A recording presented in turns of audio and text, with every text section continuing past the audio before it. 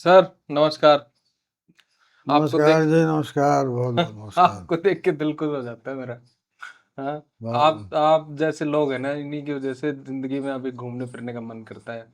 आपकी जो बातें हैं, आपके जो संस्कार हैं और आपका जो कल्पना की जो दुनिया है, जिनको पढ़कर हम बड़े हुए हैं। देखो ऐसा है कि जब 2 लोग मिलते हैं ना तो हाँ, एक-दूसरे से एनर्जी लेते हैं। हाँ, आप मुझे एनर्जाइज़ करते हो कुछ कहने के लिए, हाँ। है ना? तो मैं बोलता हूँ, हुँ, है ना?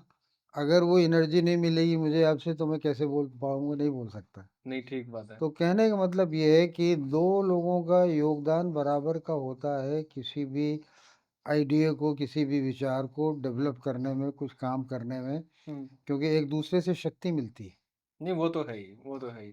तो सर शुरुआत से शुरू करें? ज़रूर, ज़रूर। जो पिछली बार शुरू करा था उससे थोड़ा-सा अलग। हाँ, हाँ, ज़रूर, ज़रूर। तो आपने एक एक बार बताया कि आपका जो परिवार है वो हुमायूं के साथ आया था ईरान से। हाँ, हाँ, हाँ, तो बहुत वहीं से शुरुआत कर देते हैं सर। हाँ। तो थोड़ा बताइए कैसे ईरान और फिर हिंदुस्तान और फिर अभी आप और फिर दोबारा भी ईरान आप गए और वहां पे खजाना भी ढूंढा देखो आपने। ऐसा है हाँ, देखो ऐसा है कि परिवारों का इतिहास जो है वो हम्म, बड़ा रोचक होता है, वो देश के अंदर हो या देश के बाहर हो। हम्म, मैं सूरीनाम गया था, वहाँ जो इंडियन गए हुए हैं हम्म, यहाँ से, हम्म, जिनकी चौथी पीढ़ी अब वहाँ है, हम्म, उनसे मैं मिला। हम्म, उनके परिवार का इतिहास पूछा। बस्ती गोरखपुर देवरिया से हम्म, मामूली किसान जो है वो वहाँ गए और वहाँ का परिवार का उनका क्या हाल है हम्म, ना? तो परिवारों का इतिहास जो है वो हम्म, आपको समय के बारे में भी बताता है। हम्म, तो ईरान में एक समय था कि वहाँ पर जो है अशांति थी तो लोग हम्म, नौकरी की तलाश में इधर आ जाते थे कि भाई काम मिलेगा इधर आ जाएंगे। हम्म, तो वहाँ का एक गांव है। हम्म। तो अब आया ये चाय वाला। कोई नहीं, कोई नहीं। तो उस हम्म, गांव का नाम है ख्वाफ। फाफ। हाँ। हाँ। तो उस गांव से हमारे जो पूर्वज हैं हम्म, तो वो भी जो है वो काम धंधे की तलाश में हम्म, निकले, हम्म, यहाँ पहुँच गए। हम्म, उस ज़माने में आप जानते हैं कि फ़ारसी जो है वो हम्म, राजभाषा थी, हम्म, जैसे आजकल अंग्रेज़ी है, कि हर लिखा पढ़ी का काम सरकारी लेवल पर उसी भाषा में होता था। हम्म, तो जो वो भाषा जानते थे उनको नौकरी मिल जाती थी कि वही राजभाषा जानते हैं। जैसे आजकल अंग्रेज़ी में हम्म, अंग्रेज़ी जानते हो तो नौकरी मिल जाएगी, काम मिल जाएगा, हम्म, कंपनियों में जॉब मिल जाएगी। हम्म, तो वो करने लगे। इसके बाद यहाँ से वो चले गए मुर्शिदाबाद। मुर्शिदाबाद हाँ, ढाका। मुर्शिदाबाद बंगाल, बंगाल। अच्छा हाँ, बंगाल उस की वक्त का राजधानी थी मुर्शिदा, ना, हाँ हाँ बंगाल की राजधानी। हाँ हाँ हाँ हाँ। बंगाल की राजधानी थी मुर्शिदाबाद के ऊपर, फिर बंगाल के ऊपर अंग्रेज़ों का अधिकार होने लगा, है। हम्म, तो वो उनको वहाँ से फिर नौकरी छूट गई, काम नहीं मिल रहा था। हम्म, वहाँ से आ गए लखनऊ, हम्म, क्योंकि लखनऊ में कुछ उम्मीद थी कि काम मिलेगा यहाँ, हम्म, है ना। यहाँ भी काम मिला। तो कहने का मतलब क्या है कि काम की तलाश में परिवारों के लोग कहाँ कहाँ भटके, क्या क्या उन्होंने किया, है ना सर। तो ये बड़ा रोचक इसकी कहानी होती है, हम्म, जो मैंने पूरी किताब एक लिखी है, हम्म, जिसका नाम है बाकरगंज के सैयद। Yes yes. हमारा जो मोहल्ला है हम्म, बाकरगंज, हम्म, वहाँ के जो लोग थे कौन कैसा था क्या था, हम्म, है ना। तो वो एक ईरान की कहानी है। और हम्म, आजकल तो आप जानते हो हम्म, कि ईरान जो है बहुत न्यूज़ में है। हम्म, हम्म। हम्म, तो वो क्यों न्यूज़ में है और आप वो भी है, लेकिन ईरानी लोग कैसे होते हैं, हम्म, उनका क्या कल्चर है, उनकी क्या सभ्यता है। हम्म, देखो ईरानी लोग अपने आप को आर्य कहते हैं, हाँ ठीक बात है है। ना। और उनका जो सम्राट हुआ करता था ना पहले, हम्म, उसका एक टाइटल था आर्य महर। अरे महर। महर कहते हैं सूरज को, हम्म, आर्यों का सूर्य। हम्म, जैसे हमारे कहते हैं सूर्य पुत्र, हम्म, है ना। तो उसी तरह से वो अपने को मानता था कि मैं जो हूँ मैं सूर्य का पुत्र हूँ, हम्म, आर्य हूँ। हम्म, हम्म। हम्म, उनका कल्चर जो है वो हमारे कल्चर की तरह से बहुत पुराना है। हम्म, हमारी उनकी भाषा में बहुत सिमिलरिटी है। हम्म, उनका जो पुरानी फ़ारसी है जिसको अवेस्ता कहते हैं, उसमें और संस्कृत में सामान्य है। जैसे हमारे यहाँ संस्कृत में रूप होते हैं ना, रामा रामौ रामा, उसी तरह से उनके यहाँ फ़ारसी में हो, है ना? तो पुरानी संस्कृति है और जिसके ऊपर जैसे हमें गर्व है अपनी संस्कृति पर, उन्हें भी अपनी संस्कृति पर गर्व है। और उनके लिए सबसे बुरे, आप किसी ईरानी के लिए सबसे बुरा काम ये कर सकते हो, सबसे खराब काम, सबसे बुरा मानेगा वो कि उसके देश का आप अपमान करो। जैसे हमारे यहाँ है ना कि भाई देश का नहीं अपमान कर सकते हो आप, है ना? तो इन लोगों ने क्या किया, अमेरिका वगैरह ने, कि उनके देश का अपमान किया। उनके सबसे बड़े नेता को एक षड्यंत्र करके उनको मार दिया, है ना? तो उन्होंने कहा कि यार, लड़ते हैं लोग, जो है लोग लड़ते हैं, खुले हुए लड़ते हैं, सामने लड़ते हैं, है ना? लड़ाई जो है वो षड्यंत्र लड़ाई नहीं है। तो तुमने षड्यंत्र किया हमारे साथ। तो पूरे राष्ट्र में एकता पैदा हो गई। यूनिटी यानी यूनिटी ये चाहते थे कि डिवीजन हो, डिवीजन को हम बढ़ाएं, डिवीजन तो नहीं बढ़ा और एकता बढ़ गई। एकता बढ़ गई, उन्होंने कहा भाई किसी कीमत पर भी हो तो हम इसका बदला जो है वो लेंगे। और ईरानी लोगों में शिक्षा, महिलाओं में वहाँ 99% शिक्षित हैं। पुरुषों को तो और सवाल ही नहीं अशिक्षित होने का। पर महिलाएं उस तरीके से अभी रिजर्व्ड भी तो है वहां पे। आप जाओगे देखोगे, मेहरान एयरपोर्ट जो है, सारी महिलाएं काम करती हैं। सारी महिलाएं आपको वहाँ काम करती हुई मिल जाएंगी। तो कहने का मतलब क्या है कि उनको, उनके यहाँ पर ये नहीं है कि महिला का उत्पीड़न है, कि महिला को सब मारते हैं लोग या जलाते हैं या वो करते हैं, ऐसा नहीं है। अब उनके यहाँ जो अपने उनका एक रिलीजन वो था कि सिर को वो ढकेंगी, सिर को ढकना है ना? चेहरा खुला रहता है। हमारे देश में क्या है, साला चेहरा बंद करते हैं। इसके ऊपर मैंने एक कहानी लिखी है कि एक आदमी है, वो कह रहा है कि मेरी पत्नी जो है, उसको मैंने बुर्का उर्का तो सब करवा दिया है, लेकिन यार आंखें तो उसकी खुली रहती हैं, तो मुझे ये डर है यार, आंखों आंखों में तो बहुत कुछ हो जाता है? आंखों आंखों में इशारा हो गया है, आंखों ही आंखों, है ना गाना, आंख मार दी, आंख मिलाना, आंख लड़ाना, आंख, अरे ये क्या करना यार? तो दूसरे दोस्त कहता है कि बताओ भाई क्या करना है? कह रहे यार मैं सोचता हूँ कि अपनी वाइफ की आंखें फोड़ दूं। तो दोस्त कहता है यार सबसे अच्छा रहेगा तू अपनी आंखें फोड़ ले। जब तुझे कोई दिखाई नहीं देगा ना तो तेरी टेंशन खत्म हो जाएगी। ठीक बात। हाँ, ठीक बात है, ठीक बात। तो बात हो रही थी ईरान की, देखिए। सर चाय पी लो आप बीच में एक बार हाँ हाँ, प्लीज, आप पी लो आराम से, कोई नहीं, चलता रहेगा। तो इस तरह से तो देश को समझना हो अगर आपको, आप उसकी गलियों में घूमो, सड़कों। आप गए तो आपको कैसा महसूस हुआ फिर, और आपने ढूंढे अपने वंश के दोबारा हाँ, वहाँ भी गए, उसी गांव लिनेज? में गए हम्म जो गांव में से हमारे पूर्वज आए थे। हम्म और अब देखिए गांव गांव तक जो है वो हाईवे है। हम्म कोई रास्ता हमें गांव तक जाने का खराब रास्ता नहीं मिला, कोई हम्म फर्स्ट क्लास पहुंच गया। तो वहाँ अस्पताल है, हम्म स्कूल है।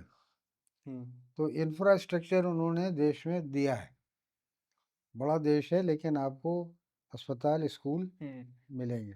हम्म गांव में गए, गांव में मैंने कहा कि भाई जो सबसे पुराना एरिया हो गांव का, वहाँ ले चलो आप, क्योंकि अगर हम्म अगर रहते होंगे हमारे पूर्वज कभी तो उसी एरिया में होंगे। हम्म तो वहाँ देखा मिट्टी के मकान है, जैसे अपने होता है पुराने गांव में, हम्म मिट्टी के मकान है, साकल है लोहे की दरवाजे में बंद करने हम्म वाली। तो वो सब देख रहा था मैं, तो लोग जमा हो गए गांव के। तो हमारे साथ जो गाइड था, जो भाषा जानता था, तो उसने कहा कि आप जानते हैं आपके बारे में ये क्या बात कर रहे हैं ये लोग? क्या बात कर रहे हैं? कह रहे हैं, ये कह रहे हैं कि ये आदमी ज़रूर किसी खजाने की तलाश में यहाँ आया है ना?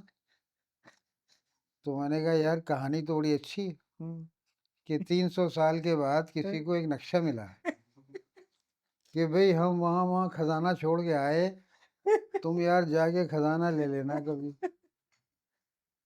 तो मैंने कहा हाँ खजाने की तलाश में आए हैं। फिर मैंने वहाँ से एक मिट्टी का एक टुकड़ा उठाया, उनको दिखाया, मैंने कहा देखो ये खजाना है, ये खजाना लेने में यहाँ आया था। हाँ? यानी जहाँ आपके पूर्वजों का कोई संबंध था वहाँ की धरती भी आपके लिए खजाना है। बिल्कुल। धरती भी आपके लिए खजाना है। तो ये वहाँ का बड़ा रोचक प्रसंग है। और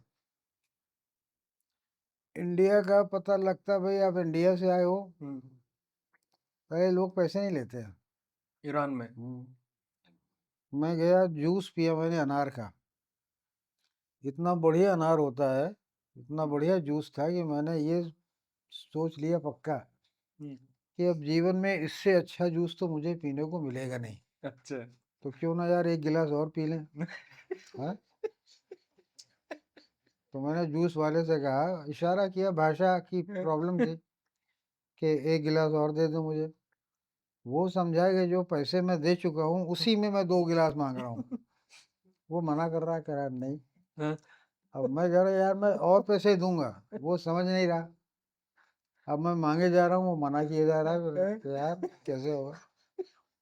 इतने में एक पढ़ा लिखा सा आदमी आया अपना जग ले करके, अंग्रेजी वो जानता था, तो मैंने उससे कहा, मैंने कहा भाई साहब इसको आप समझा दो कि पैसे मैं और दूंगा, ये मुझे जूस तो दे और। तो खैर उसने समझा दिया, अपना जग भरवाया उसने, पूरा फ्लास्क जूस का लेके चला गया। इसने मुझे दे दिया, मैंने और पी लिया, पैसे देने लगा। तो वो मना करने लगा, नहीं पैसे नहीं लूंगा। मैंने कहा क्यों? कह रहा वो आदमी दे के चला गया। हाँ, जो अपना फ्लास्क भरवा रहा था, जिसने मेरी बात कम्युनिकेट की थी, उसको ये पता चला भाई ये इंडिया के हैं, टूरिस्ट हैं, बाहर से आए हैं, भाषा नहीं जानते हमारी। तो उसने अपने तो जूस ले ही लिया, पेमेंट किया, और उससे ये कहा कि भाई जो इनको दोगे ना उसका भी काट लो बस। अच्छा। तो इस तरह के लोग जो हैं वो बिना जान पहचान वाले, कोई आपका उनसे परिचय नहीं, कोई ये नहीं है कि आपको उनसे कोई लाभ होना है या उन्हें आपसे कोई लाभ, ऐसी कोई बात ही नहीं। एक प्रेम भाव है जो मानवता के प्रति सहज रूप में सामने आता है ना? ये तो है। उसे ये नहीं मालूम कि मुस्लिम हूँ, हिंदू हूँ, सिख हूँ, ईसाई हूँ, क्या धर्म है मेरा, कुछ नहीं मालूम उसको, कुछ नहीं मालूम। नहीं, ठीक बात है ना? तो सर आपने तो ईरान की रोटी भी खाई और ईरान के दारो दवाखानों के सामने से भी गुजरे और कैमरा भी आपका पकड़ लिया गया। हाँ हाँ। हाँ, पुलिस थाने भी गए। पुलिस तो वो क्या हुआ? देखिए तेहरान कैसा शहर है, अगर मैं आपसे पूछूं तो आप नहीं बता पाओगे।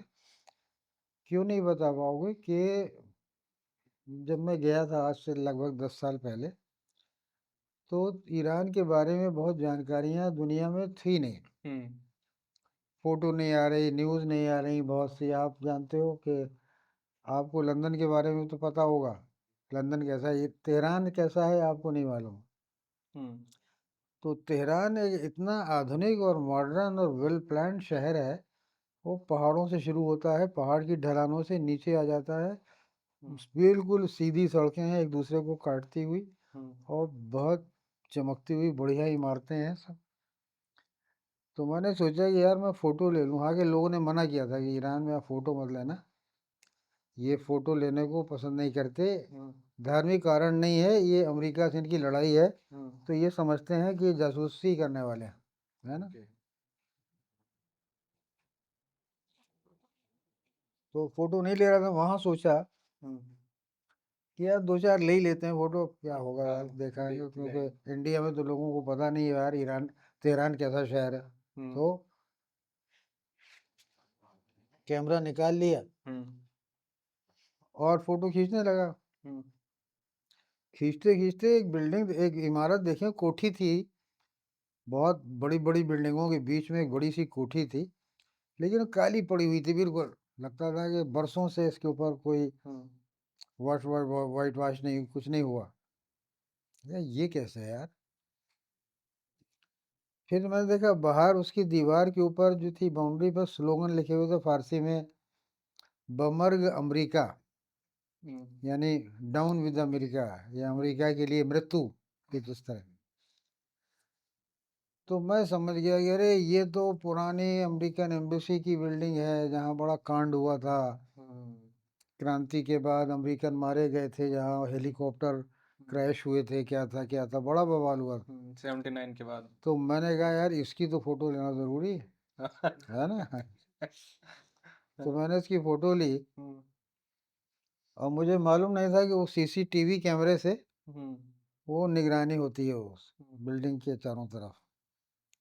तो वो आ गया कि उनको पता चल गया था। हुँ, मैं लेके आगे बढ़ा हुँ, तो 3 वो आए पुलिस के लोग, मिलिशिया ड्रेस में थे वो, हुँ, गन वन लगाए हुए, बड़े मतलब हट्टे-कट्टे। मुझसे पूछा फ़ोटो? तो मैंने कहा कि यस। तो एक ने मेरा कैमरा ले लिया, हुँ, एक ने बैग ले लिया मेरा, एक ने मेरा हाथ पकड़ लिया, कह रहा पुलिस, पुलिस। हाँ, क्या है भाई, चलो, हुँ, चलो। अब वहाँ गए तो वो थाने में, जो उनका ऑफिस थाना था, हुँ, तो उनको शायद पहले से फ़ोन कर दिया था हुँ, कि एक जासूस को पकड़ा है। हुँ, हैं? तो वो राउंड टेबल में हुँ, 4-5 उनके ऑफिसर बैठे थे, हुँ, बहुत सब सीरियस, हुँ, और मुझे बैठा दिया गया हुँ, वहाँ सामने, और पाँचों साले एक साथ सवाल कर रहे हैं, ये दिखाओ, ये करो, फलाना करो। हमने कहा यार 5 आदमी कह रहे हैं, करने वाला मैं अकेला, मैं सब कैसे कर सकता हूँ भाई? कैमरा लाओ, कैमरा लिया, उन्होंने कहा हुँ, खोल के रील निकाल दो। हुँ, मैंने कहा ये वैसा कैमरा नहीं है रील हुँ, निकालने वाला, मैं क्लिक कर दूंगा, क्लिक करके वो हुँ, बंद हो जाएगा। कह ले कहाँ आ रहे हो, क्या क्या कर रहे हो, और हुँ, सामान की तलाशी कर लेंगे। मैं कहा लो भाई सामान की तलाशी। सामान की तलाशी ली तो उसमें मेरे जो दोस्त थे ना, हुँ, वो कहीं जाने के लिए पर्चा पर तीर के निशान लगा देते थे हुँ, कि राइट जाओ फिर लेफ्ट जाओ, तीर तो वो मिल गए सब। अब ये कहने ये क्या है? मैंने कहा साहब ये तो हम जहाँ जाना होता है तो जो हमारे फ्रेंड हैं वो बस दे देते हैं निशान लगा के। हाँ, क्या नहीं, हाँ, ये कुछ और है। हाँ, क्या है ये बताओ आप? मैंने कहा कुछ नहीं है साहब, हुँ, वही है। अब उन्हें यकीन नहीं आ रहा, हुँ, है ना? फिर मुझसे कहा कि ये वीज़ा तो आपका एक्सपायर हो गया है, आप यहाँ कैसे हो? अच्छा वीज़ा एक्सपायर होने के हाँ, बाद भी फँस गया। मैंने कहा भाई साहब ये वीज़ा 6 महीने के लिए वैलिड है, हाँ, आप ठीक से देखो। वो मुझे डरा रहे थे, हाँ, डरा रहे। खैर ये इंट्रोगेशन चलता रहा, आप इतना क्यों जा रहे हो, ट्रैवल क्या कर रहे हो? हुँ, और कह रहे टूरिस्ट हो आप? हुँ, टूरिज़्म का तो यहाँ कुछ नहीं, टूरिस्ट तो हम बुलाते नहीं, हाँ, उस ज़माने की बात है। हाँ, फिर उनमें से एक आदमी जो है वो मेरा पासपोर्ट लेकर के अंदर गया ऑफ़िस में, हुँ, और उसने शायद दिल्ली बात किया, अच्छा, जहाँ से वीज़ा मिला है, हुँ, दिल्ली एम्बेसी। एम्बेसी से उसको बता दिया गया हुँ, कि साहब इनको वीज़ा कैसे मिला है, क्यों मिला है, कि ये हुँ, कौन है, हुँ, सब। अच्छा, तो यहाँ मुझे जो वीज़ा मिला था तो हुँ, बड़ी हाई पावर रिकमेंडेशन से मिला था। अच्छा, हाँ, किसकी सिफ़ारिश लगवाई आपने? मामूली एक कोई यहाँ के बड़े टॉप के शिया लीडर थे, हुँ, तो उनके उस कहने से मिला था। हुँ, तो उन्होंने बता दिया कि साहब ये है, आपने क्यों पकड़ लिया उनको, ऐसे ऐसी कोई बात नहीं है। तो वो आया मेरा पासपोर्ट लेकर के, कहने लगा कि वी आर सॉरी, हुँ, कहने लगा यू आर वन एमंग अस, हुँ।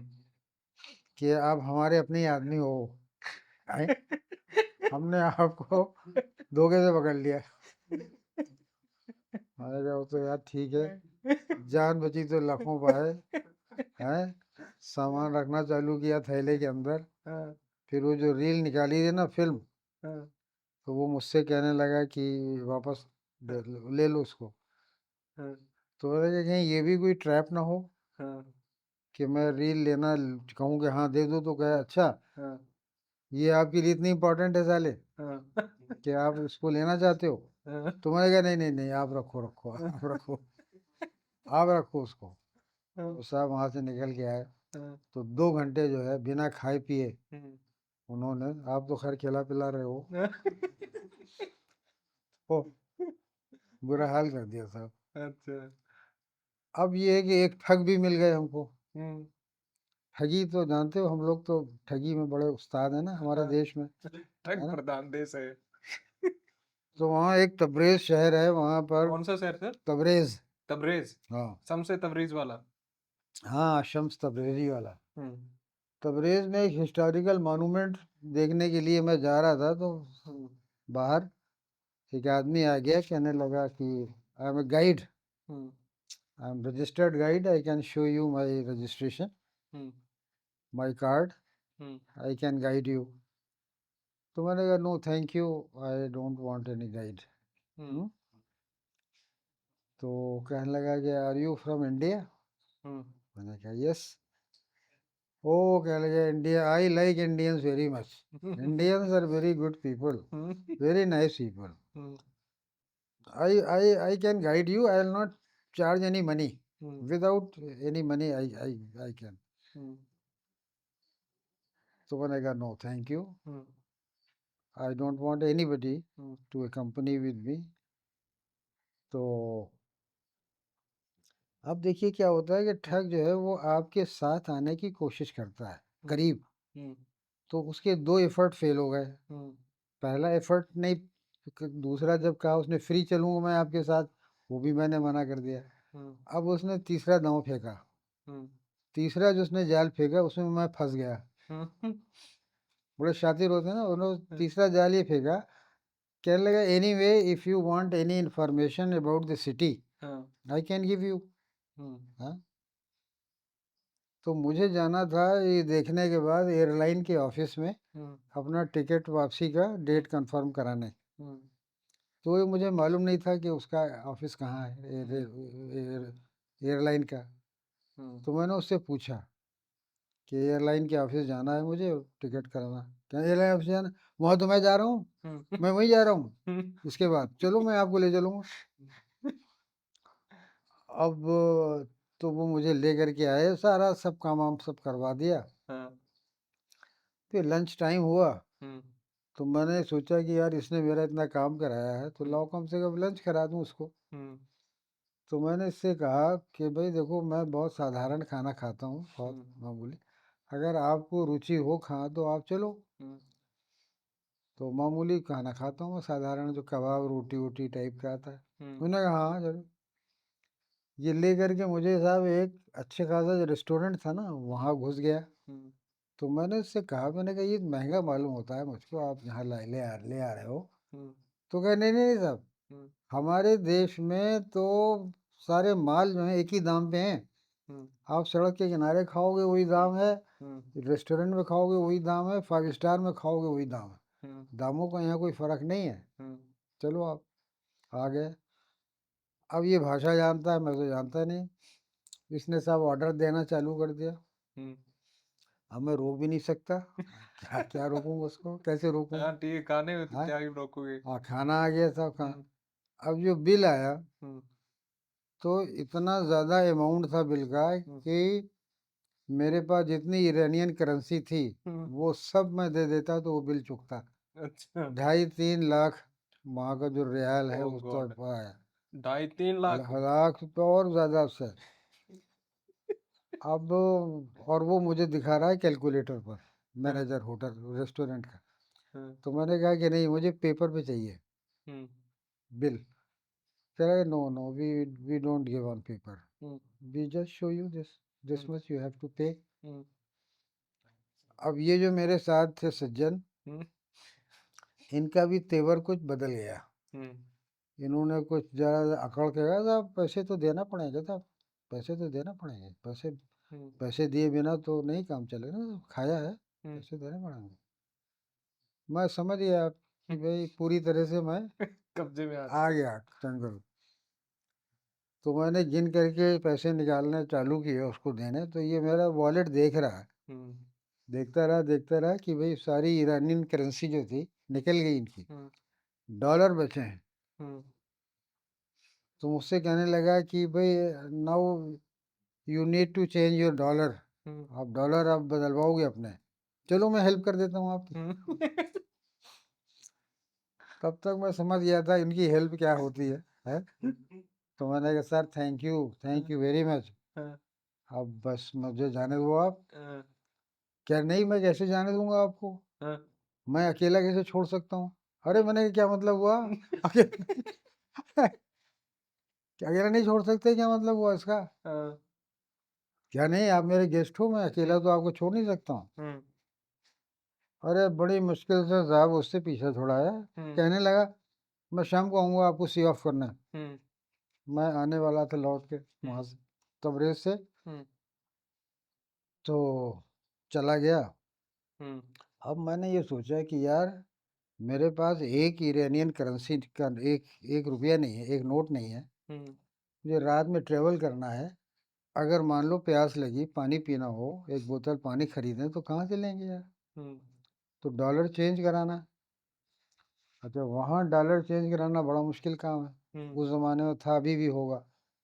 और छुट्टी का दिन था, बैंक सब बंद, पूरे आसपास के एरिया में घूम आए, सारे सारे बैंक बंद।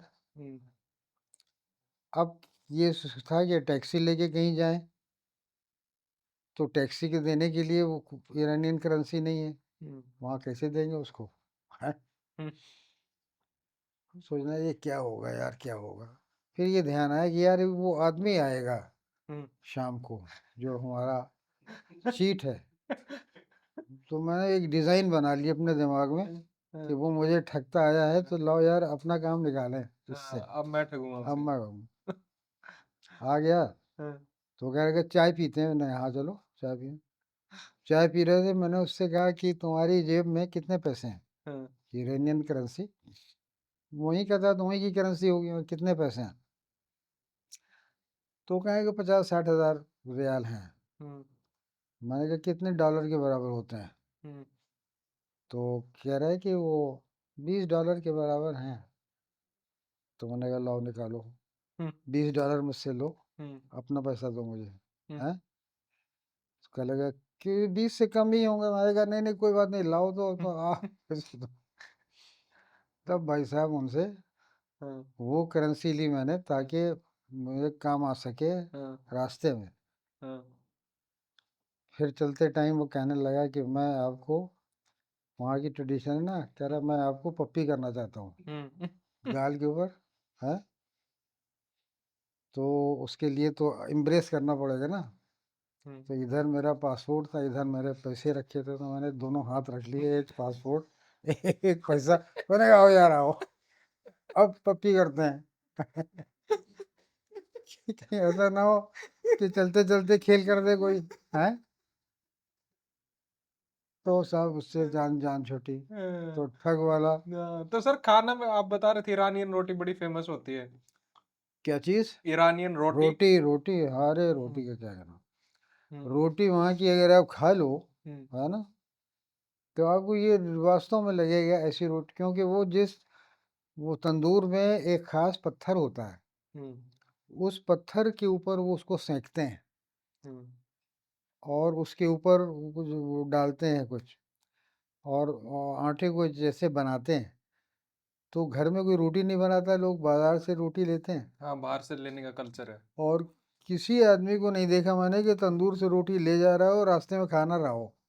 अच्छा। इतनी टेम्पटेशन होता है रोटी का, सुगंध आती है उससे, इतना स्वाद बढ़िया होता है।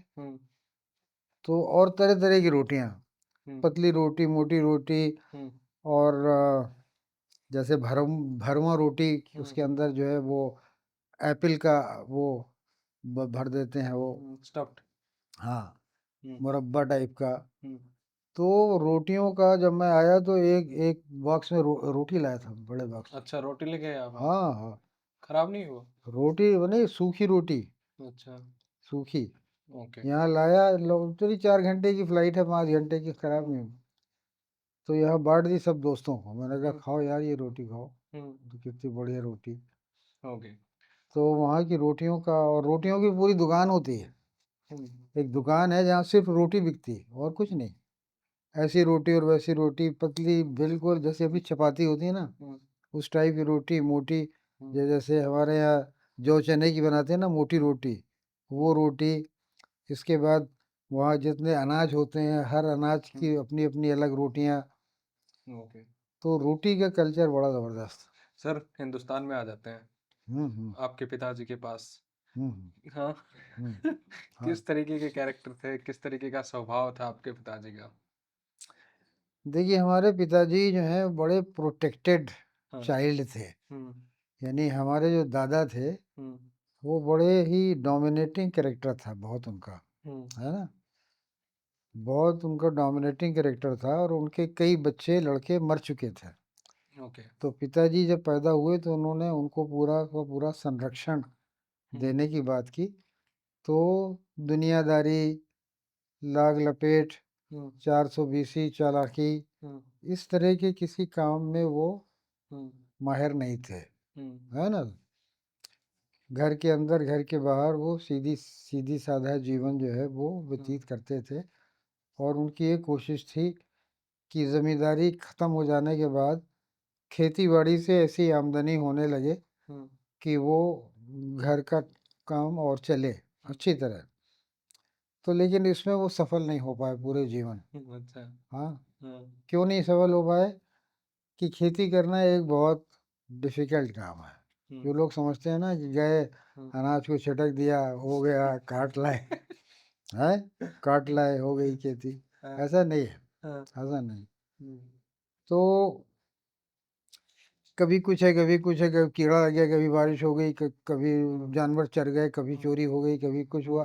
हुँ, दुनिया भर के काम होते रहते हैं कि हुँ, तो जो वास्तव में जानते हैं मतलब हुँ, जिनके परिवार का वही परंपरा है, हुँ, वही कामयाब होते हैं। तो ओके। हमारे परिवार में तो थी नहीं परंपरा खेती की, हुँ, ज़मींदारी की परंपरा थी, जो कुछ नहीं करते ज़मींदार, हुँ, है ना? हुँ, तो ये काम था। उसके बाद फिर दुकान मकान हुँ। बनवाए उन्होंने, तो उसमें आप तो आप चलो आपकी ठीक। मदर ने कहा भी था ना शायद आपको कि आप हाँ, आपके फादर अगर कुछ ना करते तो हम बहुत ज़्यादा अमीर हाँ, होते हाँ, हाँ, और वो पैसे-वैसे गिनने के भी शौकीन नहीं थे। वो हाँ, वो हाँ। वो किस्सा बताओ ना आप सर? देखिए उन्होंने लगवाई थी गाँव में एक चक्की। हाँ। चक्की जानते हैं? हाँ, हाँ, हाँ। आटा आटा पीसने। चक्की। हाँ। और उस ज़माने में बड़े-बड़े इंजन आया करते थे, ऑयल इंजन, इस कमरे के बराबर इंजन। अच्छा। और उसमें फट्टे लगते थे और हुँ, वो फट्टे लगते चलते थे और हुँ, उसका हुँ, दूर-दूर आवाज़ आती थी। तो गाँव के लोग पिसाई करने आते थे, हुँ, अपने अनाज को पिसवाने। हुँ, तो 1 आना 2 आने, 1 आना 2 आना ऐसे हुँ, देते थे पिसाई। हुँ, तो वो जमा हो जाते थे महीने भर, हुँ, 4-5 किलो हो गए, हैं? हुँ, तो वो इनका जो हमारे पिताजी के जो मैनेजर थे वो लेके आते थे उनके, हुँ, कि साहब ये इनकम है, हुँ, लीजिए। अब इनको लगता था यार ये मैं सब गिनूँगा बैठ कर के। सर, हैं? गिनना उनको गिनती नहीं आती थी, 10 तक की गिनती है, हाँ, ठीक से नहीं गिनते थे। हाँ, तो वो जो पैसे लाता था उसपे नाराज़ होते थे, हाँ। कि फिर ले आया साले इधर, क्या करूँगा मैं इनको? गिनूँ भैया बैठ कर के यार, तुम लोग दिमाग खा जाओगे मेरा, है ना? पागल बना दोगे मुझे, साले गिनते-गिनते पागल हो जाऊँगा मैं। लाओ इसको, बैठ जाओ, गिनो तुम गिनो, चलो, हाँ, चवन्नी इधर रखो, अठन्नी इधर रखो, रुपया इधर, और ये सब करो। हाँ, तो वो गिनने का भी काम करना पसंद नहीं करते थे पैसा। अच्छा। तो वो मैं भी नहीं करता हूँ अभी, अच्छा, पैसे नहीं गिनते आप? नहीं। अच्छा, गिनते ही नहीं हो कि कितने दे दिए, दे दिए? जैसे मान लो एटीएम से निकलते हैं ना, हाँ, मैं कभी नहीं गिनता। हाँ। तो मेरे से समझदार एटीएम है यार, मेरे से ज़्यादा गिनती उसको आती है। हाँ, ठीक बात हाँ? ठीक बात है। मेरे से ज़्यादा समझदार एटीएम है। हुँ। साली मशीन है ये, मैं मशीन थोड़ी हूँ। इसने जो गिना है सही गिना होगा। नहीं, ठीक बात है। तो अच्छा, तो सर एएमयू कैसे पहुँचे फिर आप? एमयू इस तरह पहुँचे यार कि हुँ।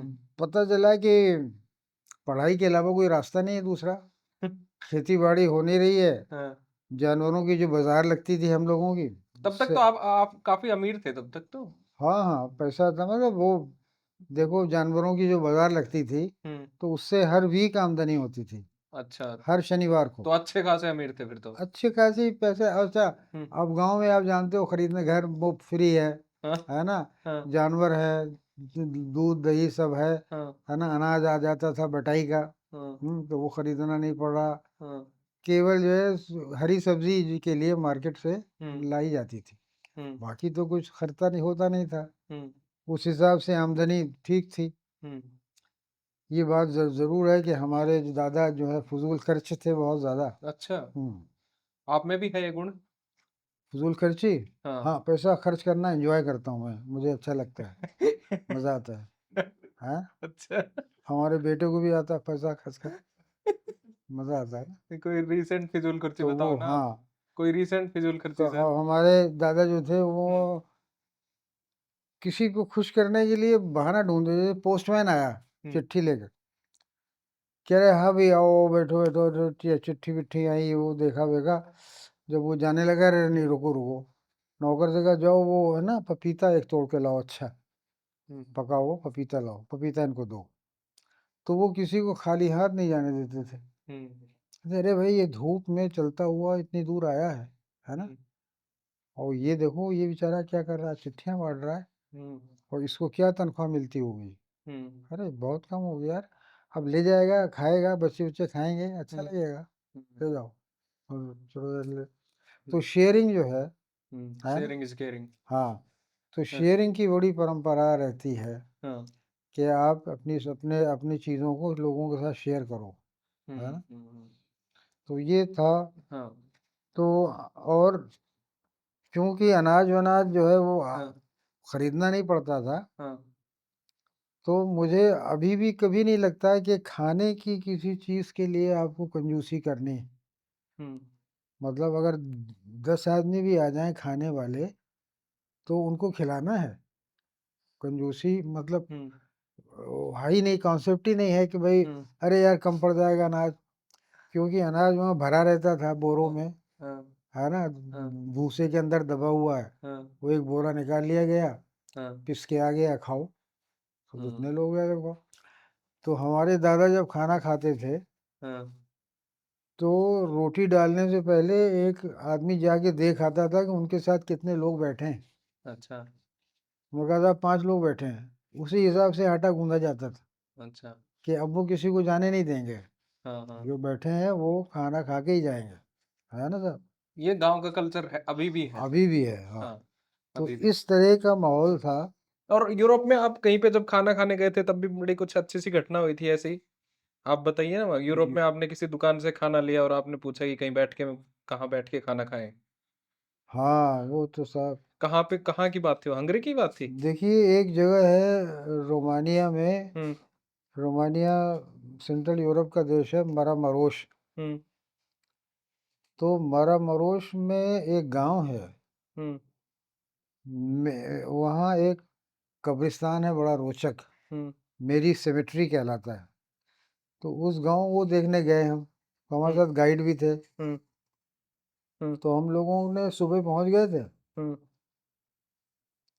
एक स्टोर से दुकान से खाना खरीदा, हुँ, ब्रेड, मक्खन ये वो चीज़ ये सब खरीदा और दुकानदार से पूछा कि हम यार खाएँ कहाँ ये बैठ कर के? हुँ, तो उसने कहा सामने वाले घर में चले जाओ।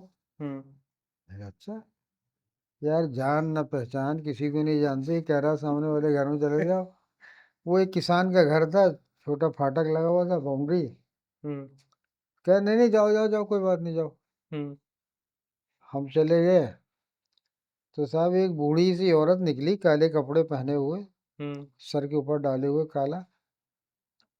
तो हमारे गाइड ने उससे कहा हुँ, कि हमारे पास खाना है और हम जगह नहीं है खाना खाने की। हुँ, तो यहाँ आपके यहाँ खाना बैठ के खा सकते हैं, हुँ, क्योंकि वहाँ एक शेड पड़ा हुआ था, हुँ, किसानी का सामान रखा था और टेबल रखी थी, कुर्सी रखी थी। तो उसने कहा उससे यहाँ बैठ जाओ, तो हम लोग बैठ गए साहब। वो चली गई अंदर, हुँ, हम खाना खोलने लगे अपना खाए। हुँ, वो अंदर से इतनी बड़ी ट्रे में खाना लेकर के आ गई अपना।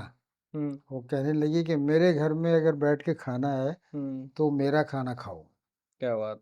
अपना पैक करो कहीं और खाना, लेकिन मेरे घर में खाना है तो मेरा खाना खाओ। हम्म तो वो भी देखिए, जान न पहचान न जाति न धर्म न देश, कुछ नहीं, हम्म सिर्फ मानवता हम्म की इंसानियत है। ये तो सर फिर साथ एएमयू पे आते हैं एक बार दोबारा। हम्म। एएमयू कैसे पहुंचे आप, और कैसे एएमयू ने शेप किया आपको, आपके दिमाग को, आपकी सोच को, और आपके प्रोफेशन को। देखिए, ऐसा था कि आगे पढ़ने के लिए हमारे यहाँ से नज़दीक तो था इलाहाबाद, हम्म और हमारे परिवार के बहुत से लोग इलाहाबाद में पढ़े हुए थे। हम्म लेकिन हमारे माताजी के कुछ परिवार के लोग जो हैं वो अलीगढ़ में पढ़ाते थे, प्रोफेसर थे। हम्म तो ये राय बनी कि भाई अलीगढ़ जाया जाए, अलीगढ़ भेजो। हम्म तो हम लोगों को पिताजी लेके आए एडमिशन कराने के लिए। एडमिशन हो गया, हॉस्टल में आ गए, और पहली बार एक खुली हुई दुनिया सामने आई कि जहाँ कोई पाबंदी नहीं है। घर में तो ये था कि सूरज डूबने के बाद घर से बाहर नहीं निकलना है, हम्म जहाँ भी हो अंदर आ जाओ घर में, है ना, आदि आदि। अब यहाँ की जो फ्रीडम थी, तो हॉस्टल में हालांकि वो गेट पर बैठता था आदमी, हम्म लेकिन लोगों ने उसके लिए भी इंतज़ाम कर रखा था। हम्म वो लिखवाता था रजिस्टर में जो लेट आ रहा है, हम्म तो उसके लिए ले आते थे बीड़ी के बंडल। तो जैसे उसका नाम है, मान लो उसका नाम है खालिद। अरे भाई खालिद मियाँ, कैसे हो भैया, ठीक ठाक। हाँ हाँ, क्या बीड़ी वीड़ी हैं, ख़त्म हो गई? हाँ तो वो भी जानता था हाँ कि अरे मियाँ कहाँ, दो बीड़ी पड़ी हुई हैं। अरे लो लो बीड़ी लो, और सब बताओ, सब ठीक ठाक। हाँ, अब वो फिर नाम लिखने का वो भूल जाता था। जो वो जानबूझ के हाँ अच्छा देखो, अब रोज ना आया करो यार, तुम लोग तो रोज आते हो। हाँ अरे नहीं खाए, रोज कहाँ आते हैं, देखो कल तो हम आए नहीं, कल तो हम बिल्कुल यहीं थे। तो उसमें भी अपना बच गया। हाँ, इसके बाद जो वहाँ सर्किल मिला, हम्म एक तो क्लास में मिला। हम्म तो क्लास में जो हमें मिले वो मुजफ्फर अली मिले। हाँ, जिनका मैंने इंटरव्यू किया है। और मुजफ्फर अली कैसे मिले? हाँ बॉटनी प्रैक्टिकल हो रहा था, हम लोग हाँ, साइंस पढ़ते थे, साइंस, उन्होंने वोट नहीं किया है। Botany practical. तो बॉटनी हाँ प्रैक्टिकल में किसी ने कोई लड़का पूछ रहा था हाँ, कि यार शिया थियोलॉजी की क्लास कहाँ होती है? अच्छा। वहाँ थियोलॉजी पढ़ाते हैं ना, धर्म शिक्षा। हाँ तो शियों की अलग होती, सुन्नियों की अलग होती। हम्म तो उस लड़के से किसी ने मेरी तरफ इशारा किया कि देखो ये जाता है उसमें, हम्म शिया थियोलॉजी क्लास में, इससे पूछो कहाँ होती। हम्म तो ये लड़का मेरे पास आया, ये थे मुजफ्फर अली। हम्म कहने लगे तुम शिया थियोलॉजी में जाते हो? मैंने कहा हाँ। कह हम्म रहा मुझे ले चलो, मुझे भी यार शिया थियोलॉजी लेनी। मैंने कहा चलो। तो वो मौलाना घोड़ी पढ़ाते थे। हम्म, मौलाना घोड़ी जो थे, नाम है बंदे का ये मौलाना नाम घोड़ी। उन्हें, हाँ उनका नाम रखा हुआ था लोगों ने, मौलाना घोड़ी। अब मौलाना घोड़ी कैसे पढ़ाते थे? अब हम लोग गए, कहते भाई आज एक बड़ा ही बहुत गलत एक बात हो गया, गुस्साने हो गया, समझो कुछ हादसा हो गया। क्या हुआ सर? कि वो पानों की डिबिया ना और बटुआ घर भूल आया। अब सुबह से मैं बैठा हूँ साहब, जवाइयाँ आ रही हैं, अब पान नहीं है, तम्बाकू नहीं है। तो हमारे सर, हम जाके ले आए, पान ले आए जाके। अरे नहीं नहीं, तुम लोग अब कहाँ जाओगे? नहीं हर नहीं साहब, बताओ आप, आपको पान नहीं मिलेगा, हम बैठे रहे हैं, हम ये नहीं हो सकता साहब, जाएंगे हम। तो वो एक उठा जाने के लिए, हम्म दूसरा भी उठ गया लड़का। हम्म तो तुम भाई कैसा सर, इसके साथ चला जाऊँ सर, अकेला जा रहा है ये? हैं? चलो ठीक है, तो चले जाओ तुम लोग। तीसरा उठ गया, हाँ, तुम क्यों जा रहे हो भाई? हम्म कि साहब मुझे भी सब पान की आदत है, सब पान खाने जा। तो साली पूरी क्लास खाली हो जाती थी और लाके उनको पान दे दिया है क्लास के बाद। तो मुजफ्फर अली से इस सिलसिले में मुलाकात हुई। हम्म इसके बाद पता चला कि हमारा कॉम्बिनेशन जो था सब्जेक्ट का वो एक ही है, हम्म यानी जियोलॉजी केमिस्ट्री बॉटनी। हम्म तो हम हर क्लास में साथ साथ जाएं, हुँ, और जो कि इनके शौक थे, हुँ, जैसे ये है कि पढ़ने में कोई दिलचस्पी नहीं है। हुँ।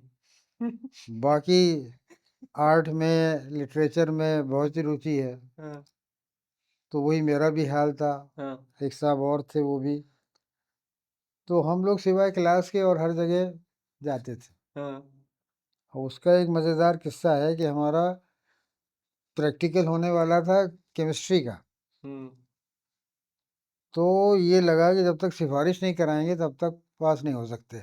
हुँ, तो हमारे एक हिंदी के टीचर थे, हुँ, वो केमिस्ट्री के टीचर को जानते थे। हुँ, तो हमने हिंदी के टीचर से कहा कि साहब आप चल के सिफ़ारिश कर दो हम लोगों को। हुँ, तो इन्होंने कहा चलो, हुँ, तो हम दोनों को लेके वो आ गया। तो केमिस्ट्री के टीचर मिल गए, हुँ, तो ये हिंदी टीचर ने कहा उनसे साहब ये देखिए ये आपके दोनों स्टूडेंट हैं। हुँ, तो उसने देखा, उसने कहा नहीं मेरे स्टूडेंट तो नहीं है।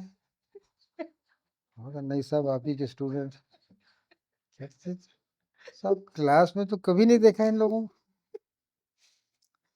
अब वो जो सिफारिश करने आए थे वो बड़े बोर हो गए, उन्होंने कहा यार तुम लोग भी अजीब हो, ऐसी जगह सिफारिश करा रहे हो जहाँ कभी गए नहीं क्लास में, हमको ले आए सिफारिश करने के लिए, यार तुम लोग भी कमाल के हो। मैंने कहा साहब क्या करें बताओ, मजबूरी में आदमी क्या नहीं करता है। तो ये हाल था पढ़ाई का। एक बार हम लोगों की अटेंडेंस शॉर्ट है, हुँ, पढ़ाई हुई नहीं, हुँ, पैसे फीस के जमा नहीं कराए थे। हुँ, टोटल ये था कि इम्तिहान में बैठ नहीं सकते हैं। हुँ, फिर सोचा यार क्या किया जाए यार।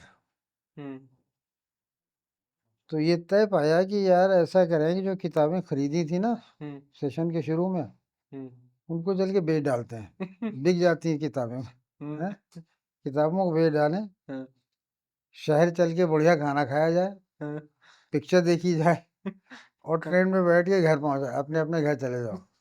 साले जो होगा देखा जाएगा, घर वाले बहुत से वो डांटेंगे डपटेंगे, क्या करेंगे वो। तो साहब किताबें बेची, हाँ, हम्म, खाना खाया हाँ, फर्स्ट क्लास, हाँ, पिक्चर देखी हाँ, और हमारा वापसी। अब वो घर में फिर लोगों ने जो भी कहा वहा वो तो सब अलग ही है। तो इस तरह का था फिर, लेकिन हुँ। वहाँ जितने भी उस जमाने के लोग थे, राही थे, नहीं, व मैं उसी शहरयार बात पे थे। आने लगा, जैसे राही मासूम रज़ा थे, खय्याम भी थे वहाँ शायद हाँ, और मुज़फ़्फ़र थे। हाँ, तो वहाँ का जो एनवायरनमेंट है अलीगढ़ का, वो एटलीस्ट आपको एक तरीके से पोएट, शायर या राइटर तो बना ही देता है और साथ में उर्दू लैंग्वेज और इतने बड़े-बड़े मंटो से लेकर और बड़े-बड़े लोग वहाँ से निकले। तो उस हाँ। तरीके से आप एएमयू को किस तरीके से देखते हो? देखिए वहाँ पर एक संस्था बनाई थी लोगों ने, पीडब्ल्यूए जिसका नाम था संगम। संगम, ओके। संगम क्यों नाम था कि हिंदी उर्दू दोनों के लोग हुँ, उसमें थे। हुँ, हिंदी में वहाँ भी कवि लोग थे काफ़ी कुछ, हुँ, उर्दू में थे ही थे। हुँ, तो इनकी हर वीक में बैठक होती थी। हुँ, वहाँ बैठते थे हम लोग, बातचीत करते थे। हुँ, तो हमारी जो लर्निंग है क्लास में नहीं होती थी, हुँ, हमारी लर्निंग जो है वो वहाँ होती थी।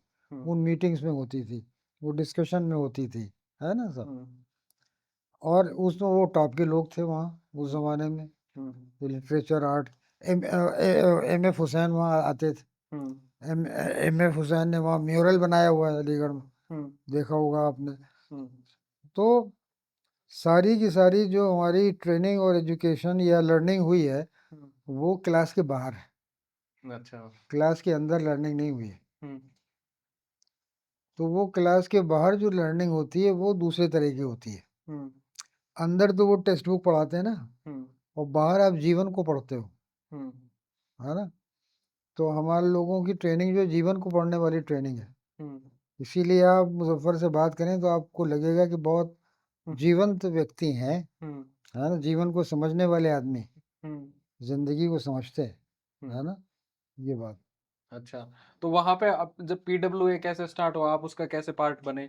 और थोड़ा ये भी माना जाता है, थोड़ा-सा रिज़र्व्ड माहौल है वहाँ का, प्रो पाकिस्तान माहौल था, जब आप पहुँचे थे या जब आप पहुँचे तो थोड़ा-सा लिबरल होना स्टार्ट हुआ था, वो क्या था? देखो और जॉन एलिया ने तो कहा भी है कि ये हाँ, पाकिस्तान अ, हमारे ज़माने का माहौल बिल्कुल अलग था। हाँ, बिल्कुल अलग था कि उसमें 3 बड़े ग्रुप थे हुँ, यूनिवर्सिटी में। हुँ, एक कहलाता था जमात इस्लामी, हुँ, एक कहलाता था तबलीगी जमात। हुँ, तबलीगी जमात जो धर्म का प्रचार करता है, हुँ, और एक तो वो जमात हुँ, इस्लामी है कि हुँ, जो कि एक हुँ, मुस्लिम राजनीति करते हैं। हुँ, और एक ग्रुप हुआ करता था लेफ्टिस्ट लोगों का, हुँ, वामपंथी। हुँ, और ज़्यादा बड़ा ग्रुप था ऐसे उदार लोगों का, हुँ, कि जो धर्म को कोई टैबू नहीं है, मानते भी हैं, लेकिन कोई उसको वो नहीं मानते कि हुँ, कोई कोई बहुत बड़ा इशू है। हुँ, तो हमारे यहाँ उदार और लिबरल लोगों की संख्या ज़्यादा थी अलीगढ़ में। हुँ, मुझे याद है तबलीगी जमात वाले आते थे, कभी कमरे का डोर खटखटाया, आ गए, हुँ, तो हम लोग बुलाते थे कि हमारा वो हो रहा था भाई। हम हमेशा उनसे बहस करते थे, उनको मना करते थे, हुँ, लेकिन नहीं, हम हमें नहीं जाना आपके। तो कुछ नहीं कर पाते थे। और कभी कभी हम लोग उनको, मतलब हमारे एक पार्टनर थे, तो उन्होंने कह दिया था कि साहब आप ये जो बातें कर रहे हैं, धार्मिक बात मुझसे कर रहे हैं, तो आपको तो पहले ये पूछना चाहिए था कि मैं भगवान ईश्वर अल्लाह को मानता भी हूँ या नहीं। मैं नहीं मानता, मुझसे क्यों आप ऐसी बातें कर रहे हो। हुँ, वो लोग चले जाते थे हुँ, ये सुन के। लेकिन अब वो ऐसा नहीं हो सकता, हुँ, है ना। तो एक उदारता थी, हुँ, उदारता थी।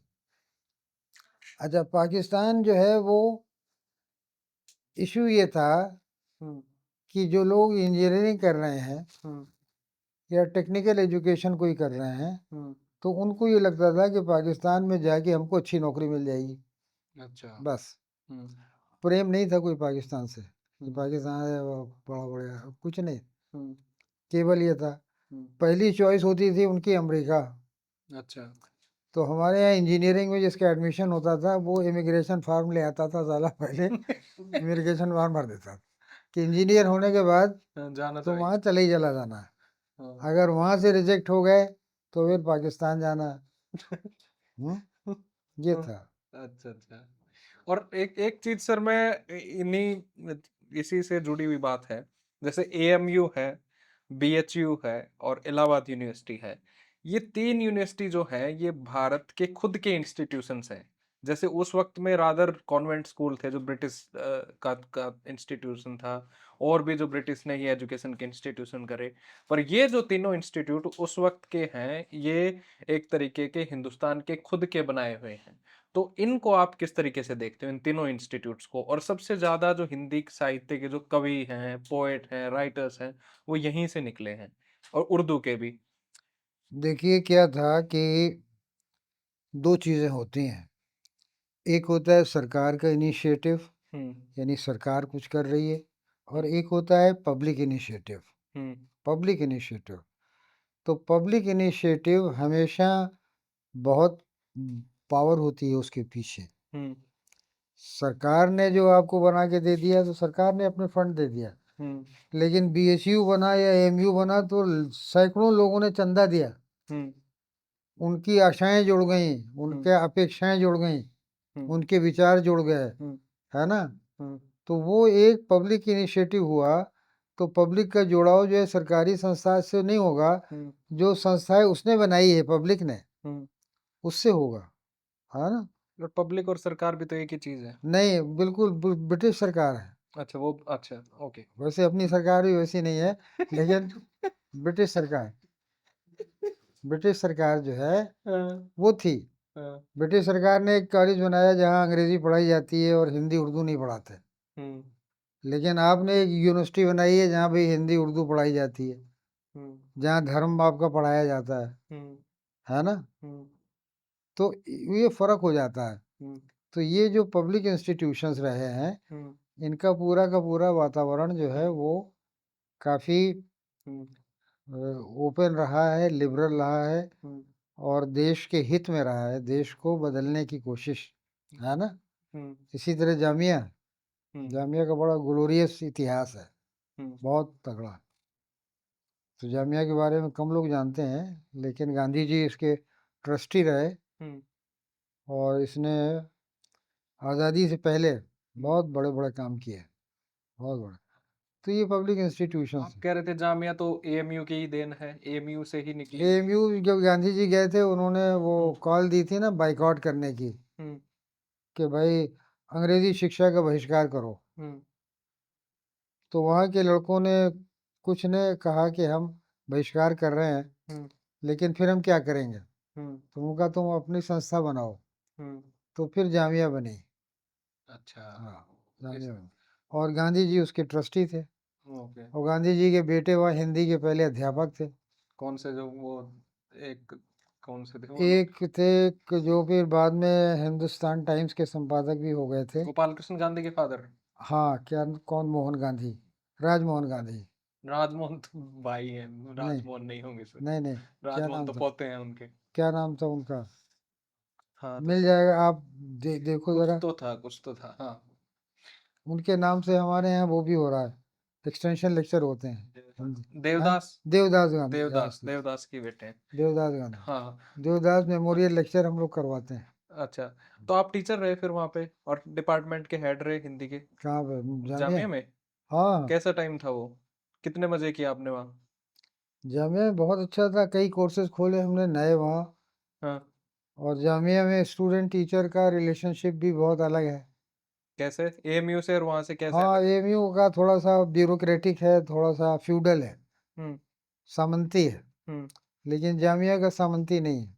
हुँ, जामिया का जो है बहुत डेमोक्रेटिक है, बहुत प्रयोग धर्मी है। हुँ, जैसे यहाँ एक टीचर आए उस ज़माने में, हुँ, ब्रिटिश पीरियड में, तो उन्होंने कहा मैं लड़कों को पढ़ाऊँगा लेकिन क्लासरूम में नहीं पढ़ाऊँगा, अच्छा। और मैं इनको शाम को पढ़ाऊँगा। हुँ, और इनको वो लड़कों को लेके वो जाते थे जमुना के किनारे, हुँ, एक रेत का टीला था, उस पर बैठ जाते थे। हुँ, और कागज़, कलम, किताब हुँ, नहीं होनी चाहिए किसी के पास। अच्छा। हाँ, ये देखो आप, ये रियल एजुकेशन जो होती है ना, हाँ, जो हमारे यहाँ संत सूफी होते थे, कबीरदास हैं। हाँ, कबीरदास ने कहा है ना, कागज़ मैंने कभी लिखा नहीं, कलम छुआ नहीं। ठीक हाँ, है ना? वो जो ज्ञान है, हाँ, वो ज्ञान जो है वो वहाँ शिक्षा उनकी होती थी। ओके। और उनके पढ़ाए हुए लड़के बाद में ऑक्सफोर्ड, कैम्ब्रिज में भी पढ़े। हुँ, और उन्होंने कहा कि जैसी शिक्षा वहाँ होती थी, हुँ, बिना किताब, बिना कागज़ के, हुँ, बिना कलम के, हुँ, वैसी कहीं नहीं हुई। क्यों? कारण क्या था? हुँ, कारण ये था कि टीचर जब आपको पढ़ाता है, आपके पास नोट्स ले रहे हो आप, हुँ, किताब भी रखी हुई, हुँ, तो आपको ये लगता है कि यार ये जो बोल रहा है ना, ये मुझे कहीं और भी मिल जाएगा। हुँ, लेकिन अगर कुछ नहीं है आपके पास, हुँ, तो फिर टीचर जो बोल रहा है वो पूरा का पूरा अगर आपके अंदर नहीं आ रहा है, हुँ, आपकी जो पावर है ग्रैस्प करने की पावर, हुँ, वो कम है, तो फिर आपको कहीं और नहीं मिलेगा वो। तो इसलिए अटेंशन जो होता था हुँ, अध्यापक की तरफ, वो 100% हो जाता था, है ना? ये तो है। ये ऐसा शांति निकेतन में भी होता था सर? हाँ, टैगोर गुरुदेव टैगोर के वहाँ जितने पे? पुराने इंस्टीट्यूशन हैं। हाँ, और ये क्या होता था, ये वो ट्रेडिशन है ज्ञान की, जो अपने यहाँ हाँ, मौखिक परंपरा है ना ज्ञान हाँ, की। हाँ, हाँ, हाँ, हाँ, आपको मालूम है कि ज्ञान की मौखिक परंपरा जो है, बड़े दर्शन या अर्थशास्त्र या वैदिक हुँ, वैदिकी हुँ, लोग पढ़ते थे हुँ, बिना अक्षर ज्ञान के। अच्छा। कैसे? सब ओरल लोगों को याद होता था। हुँ, जैसे कि आपने ऐसी कविताएं, ऐसे पद सुने होंगे हुँ, कि जो चिकित्सा शास्त्र के संबंधित हैं। हुँ, यानी पूरा चिकित्सा शास्त्र आपको वो कविता में बता देंगे। हुँ, उसको आप याद कर लो। ये तो है। यही सर मैं कल परसों सोच रहा था, जैसे मिचेल फूको का आइडिया है गवर्नमेंटलिटी। तो वो कहते हैं कि इंस्टीट्यूशंस जो हैं वो पॉपुलेशन को एक तरीके से एक जैसा बना देते हैं। इसीलिए एक्सेप्शनल या गॉड गिफ्टेड या ऐसा कोई माइंड निकलता ही नहीं है कि पहले हम स्कूल जाते हैं, फिर कॉलेज जाते हैं, फिर नौकरी करते हैं, फिर वैसे वैसे ही होते हैं और सभी एक ही तरीके के कर रहे हैं। तो ये जो इंस्टीट्यूशंस जो हैं, हमने जो अब खुद के लिए बनाए हैं, हालाँकि ये पॉपुलेशन को कंट्रोल करने का एक साधन है, पर क्या इन इन्हीं इंस्टीट्यूशंस ने हमारे को मार नहीं दिया एक तरीके से, हमारी क्रिएटिविटी को, हमारे इंटेलिजेंस को। इसीलिए सब लोग एक जैसे से हैं और सब लोग बोरिंग हो चुके हैं ऑलमोस्ट। आदमी इंसान तो बोरिंग होता जा रहा है। आपको नहीं लगता ऐसा? देखो ये सही है कि जब आप चीज़ों को बहुत ज़्यादा कहना चलिए कि डिसिप्लिन्ड और एक फ्रेमवर्क पैटर्न। में रख दोगे, हुँ, जैसे यूजीसी ने सिलेबस बना दिया, हुँ, सबको यही फॉलो करना है, हुँ। तो क्रिएटिविटी खत्म हो गई। क्या क्रिएटिव, आपने तो बना बनाया एक चीज़ मिल गई, वो पढ़ाना है आपको। खत्म कर। एज ए टीचर आपके लिए कोई चैलेंज नहीं है, हुँ, नयापन नहीं। हुँ, तो ये होता है। और फिर हमारे यहाँ चूंकि नौकरी और पढ़ाई का संबंध बन गया है, वो और हुँ, बुरा है, हुँ, वो और खराब है। तो मैं तो डॉक्टर्स और इंजीनियर्स को आम तौर पर, हुँ। एक्सेप्शन हो सकते हैं, लेकिन आम तौर पर मैं उनको पढ़ा हुआ नहीं मानता, वो शिक्षित नहीं है। डॉक्टर्स और इंजीनियर्स को? हाँ। तो आप बीमार होते तो डॉक्टर के पास नहीं क्यों? जाते? क्यों? हाँ, क्यों नहीं मानता बोलो? हाँ बताइए। हाई स्कूल इंटरमीडिएट करके ये 5 साल की इंजीनियरिंग कर लेते हैं, हुँ, और इंटरमीडिएट तक क्या पढ़ाई होती है ये हम भी जानते हैं, आप भी जानते हो, हुँ, है ना? ना तो ठीक से भाषा की पढ़ाई होती है, हुँ, ना इतिहास पढ़ते हैं, ना भूगोल पढ़ते हैं, हुँ, ना अर्थशास्त्र पढ़ते हैं, हुँ, ना साहित्य पढ़ते हैं। हुँ, यानी ह्यूमैनिटीज़ की पढ़ाई बिल्कुल नहीं होती इनकी। हुँ, इसीलिए इनका आर्ट और कल्चर की तरफ रुझान जो है वो आप देखोगे आम तौर से, एक्सेप्शन हो सकते हैं, हुँ, आम तौर से इनका कोई रुझान नहीं होता, हुँ, क्योंकि वो बन ही नहीं पाता। जब तक आप कम से कम ग्रेजुएशन नहीं करोगे, तब तक ह्यूमैनिटीज़ को, है ना? जैसे इतिहास है हुँ, ना? भूगोल है, अर्थशास्त्र है, हुँ, इनको आप नहीं पढ़ोगे, तब तक आपका समाज के प्रति कोई दृष्टिकोण नहीं बन पाएगा। तो इनका नहीं होता कोई, तो पैसा कमा रहा है, ये कर रहा है, वो कर रहा है, ऑपरेशन कर रहे हैं, हुँ, वो वही सिखाया गया इनको, हुँ, है ना?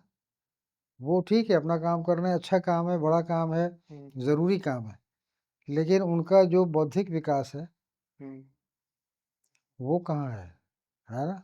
हुँ, सांस्कृतिक विकास उनका कहाँ है? हुँ, इसी तरह सेना के लोग हैं, हुँ, सेना में अगर आप सवाल पूछते हो, हुँ, सवाल पूछना सबसे बुरा माना जाता है, हुँ। जबकि ज्ञान के क्षेत्र में सवाल पूछना सबसे अच्छा माना जाता सबसे है। इम्पोर्टेंट चीज़ है।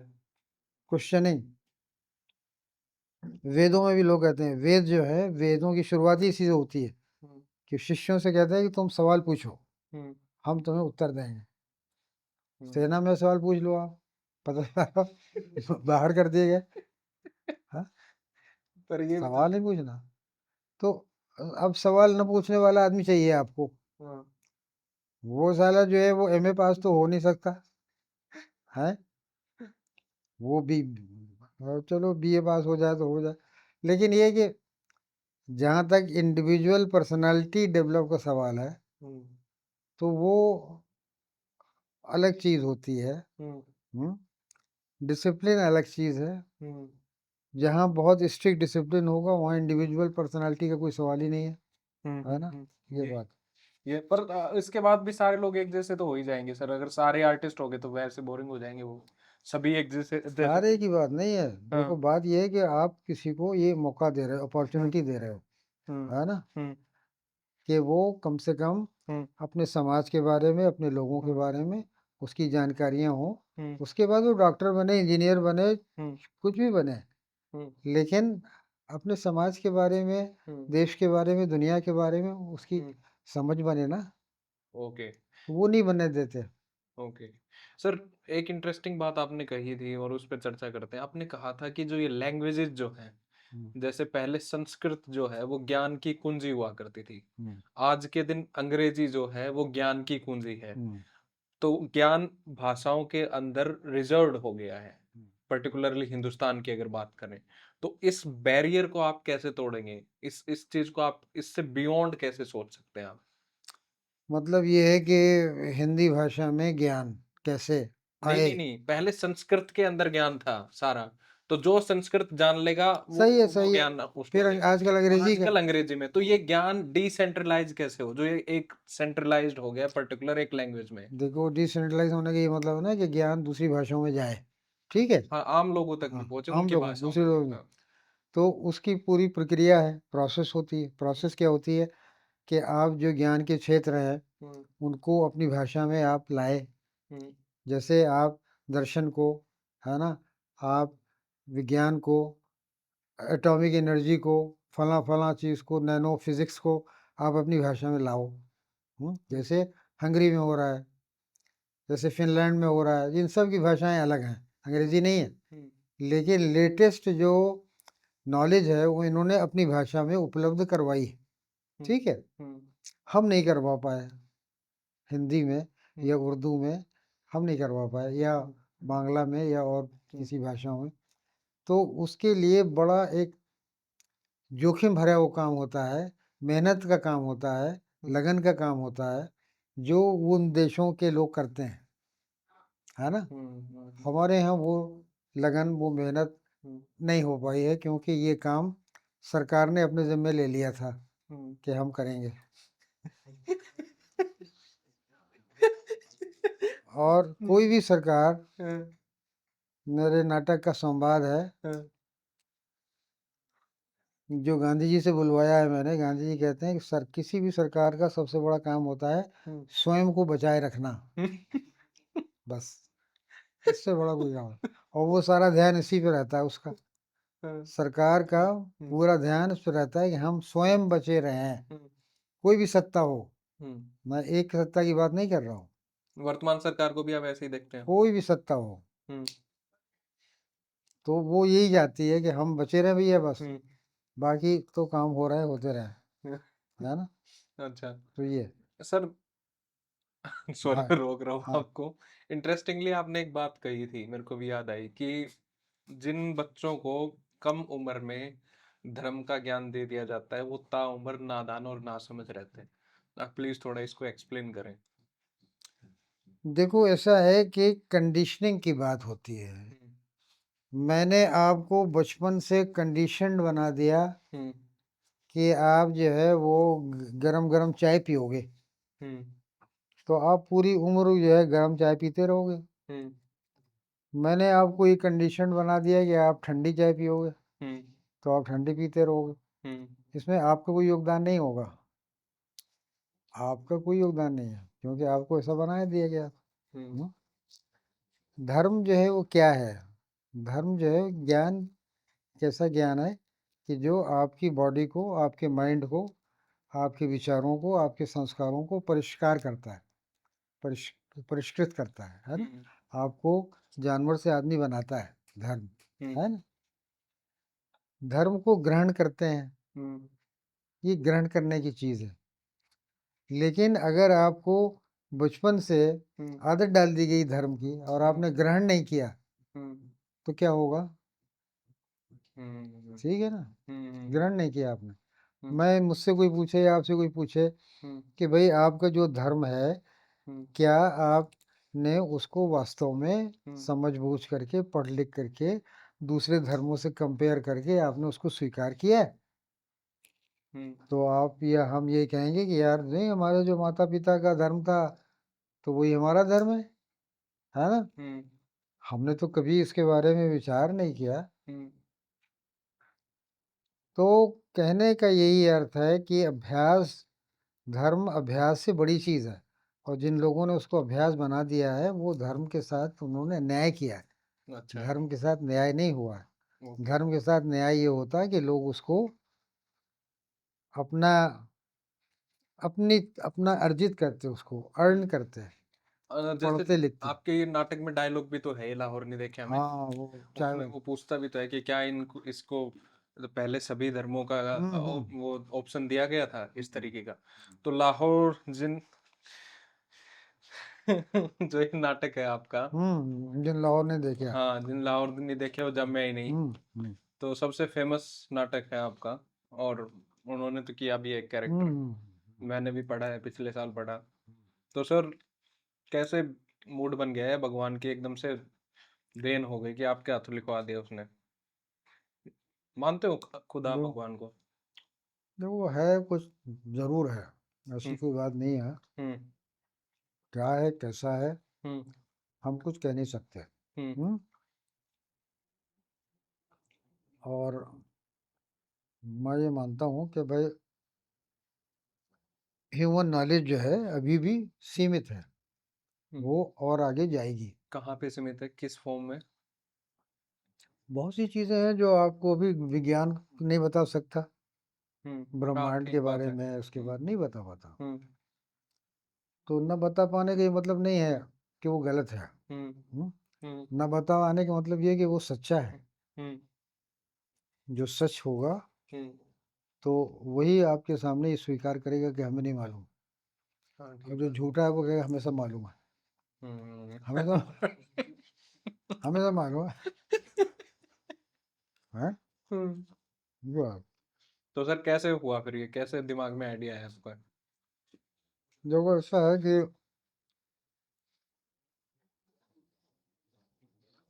चीज़ें कई तरह से आप तक पहुँचती हैं। हम्म, पार्टीशन के बारे में जो हम्म, लोगों के विचार हैं, हम्म, घटनाएँ हैं। हम्म, और मैं आपको बताऊँ, एक यहाँ से एक सज्जन पहुँचे पाकिस्तान, हम्म, जो कि यहाँ बड़े अधिकारी थे। हम्म, तो वहाँ लोगों ने सोचा भाई इनको कोई बहुत बड़ी कोठी दी जाए रहने के लिए। तो कोई एक हिंदू परिवार था बड़ा धनवान, उसकी कोठी थी। उन्होंने कहा साहब वो वहाँ रहे चल कर, हम्म, दिखाने ले गए कोठी। हम्म, तो ये ऑफिसर जो देख रहे थे, ये मुसलमान थे, काफ़ी देखते रहे। देखा डाइनिंग हॉल में इन्होंने के साहब प्लेटें लगी हुई हैं ओहो, खाने के लिए। तो इन्होंने कहा कि ये प्लेटें खाने के लिए, हाँ साहब। कि साहब वो खाना खाने जा रहे थे तब भागना पड़ा उनको, खाने से पहले। हम्म, इतनी बुरी हालत हो गई थी, हैं, इतना हम्म, टेंशन था। ये देख करके ये डर गए। इन्होंने कहा नहीं, इस माँ यहाँ मैं नहीं रहूँगा, यहाँ मैं नहीं रहूँगा, क्योंकि यहाँ के लोगों के साथ इतनी बड़ी ट्रेजेडी हुई है। हम्म, यहाँ मैं नहीं रह सकता। तो लोगों ने बहुत कहा नहीं नहीं, अरे साहब बहुत बड़ी कोठी है, रह जाइए। उसने कहा नहीं। हम्म? तो जो मानवता की क्षति हुई है ना, उसके बहुत से आपको लोगों के संस्मरण मिलेंगे। हम्म, वो मैंने पढ़े। फिर आपने देखा होगा कि जो बूढ़े लोग होते हैं, वो जगह बदलने से बहुत हिचकिचाते हैं। गर्म हवा याद होगी आपको, गर्म हवा हम्म, की कहानी, जहाँ बूढ़ी एक औरत है तो वो हम्म, छिप जाती है ना, हम्म, कि मैं नहीं जाऊंगी, मैं नहीं जाऊंगी, बाकी मैं घर नहीं छोड़ूंगी। हम्म? इसी तरह से जिस लाहौर ने देखिया में ये एक महिला है, हम्म, और थी ऐसी महिलाएं बहुत सी, हम्म, ऐसे लोग भी थे। एक लाहौर में हुआ करते थे, उनको कहते थे वो केले के छिलके उठाने वाला बाबा। वो हम्म, पूरी सड़क से केले के छिलके जमा करते थे हम्म, और शाम कहीं जाके डस्टबिन में डालते थे। हम्म, तो वो सेवा उनका ये था पूरा। हम्म, वो भी नहीं आ रहे थे, वो भी कह रहे थे मैं नहीं जाऊँगा, मुझे क्या करना है, मेरा यही काम है, मैं कर रहा हूँ, मुझे हिंदू मुस्लिम से कोई मतलब ही नहीं है। मुझे क्या मतलब इंडिया पाकिस्तान से यार, मैं केले की छिलके उठाता हूँ पूरे शहर से, ताकि कोई गिरे फिरे नहीं, और डाल आता हूँ जाके, मुझे और कुछ नहीं। ठीक बात है। तो इस तरह से ये महिला भी है हम्म, जो नहीं आना चाहती हैं, हम्म, रह गई हैं वहाँ, है ना। हम्म, उसके बाद फिर काल्पनिक चीज़ें होती हैं कि यहाँ से एक परिवार जाता है, वो उनके साथ रहना।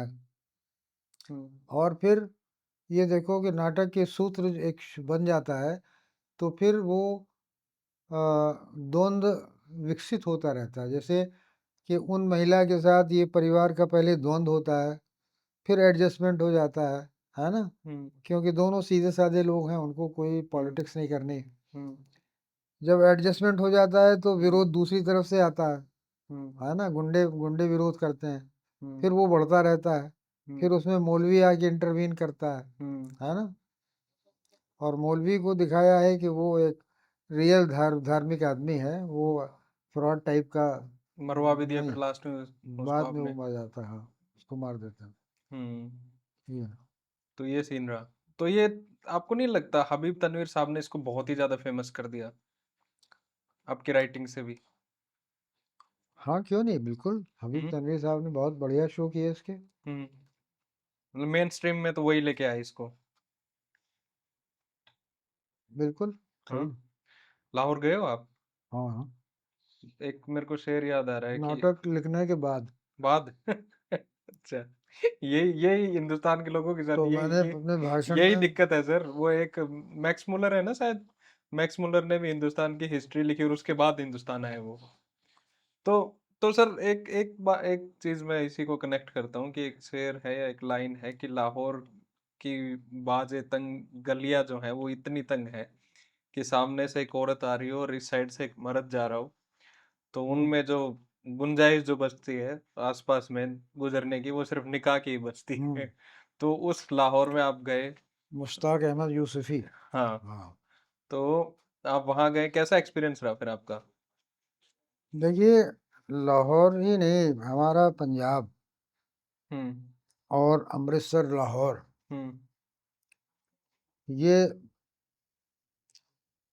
एक कृषि प्रधान जो संस्कृति होती है, हम्म, जहाँ पर हमारे उत्तर भारत में भी और जगहों भी, हम्म, लेकिन उनकी कृषि प्रधान संस्कृति का में अंतर ये है कि एक तो बहुत उपजाऊ ज़मीन है, बहुत ज़्यादा उपजाऊ, हम्म, और दूसरे ये है कि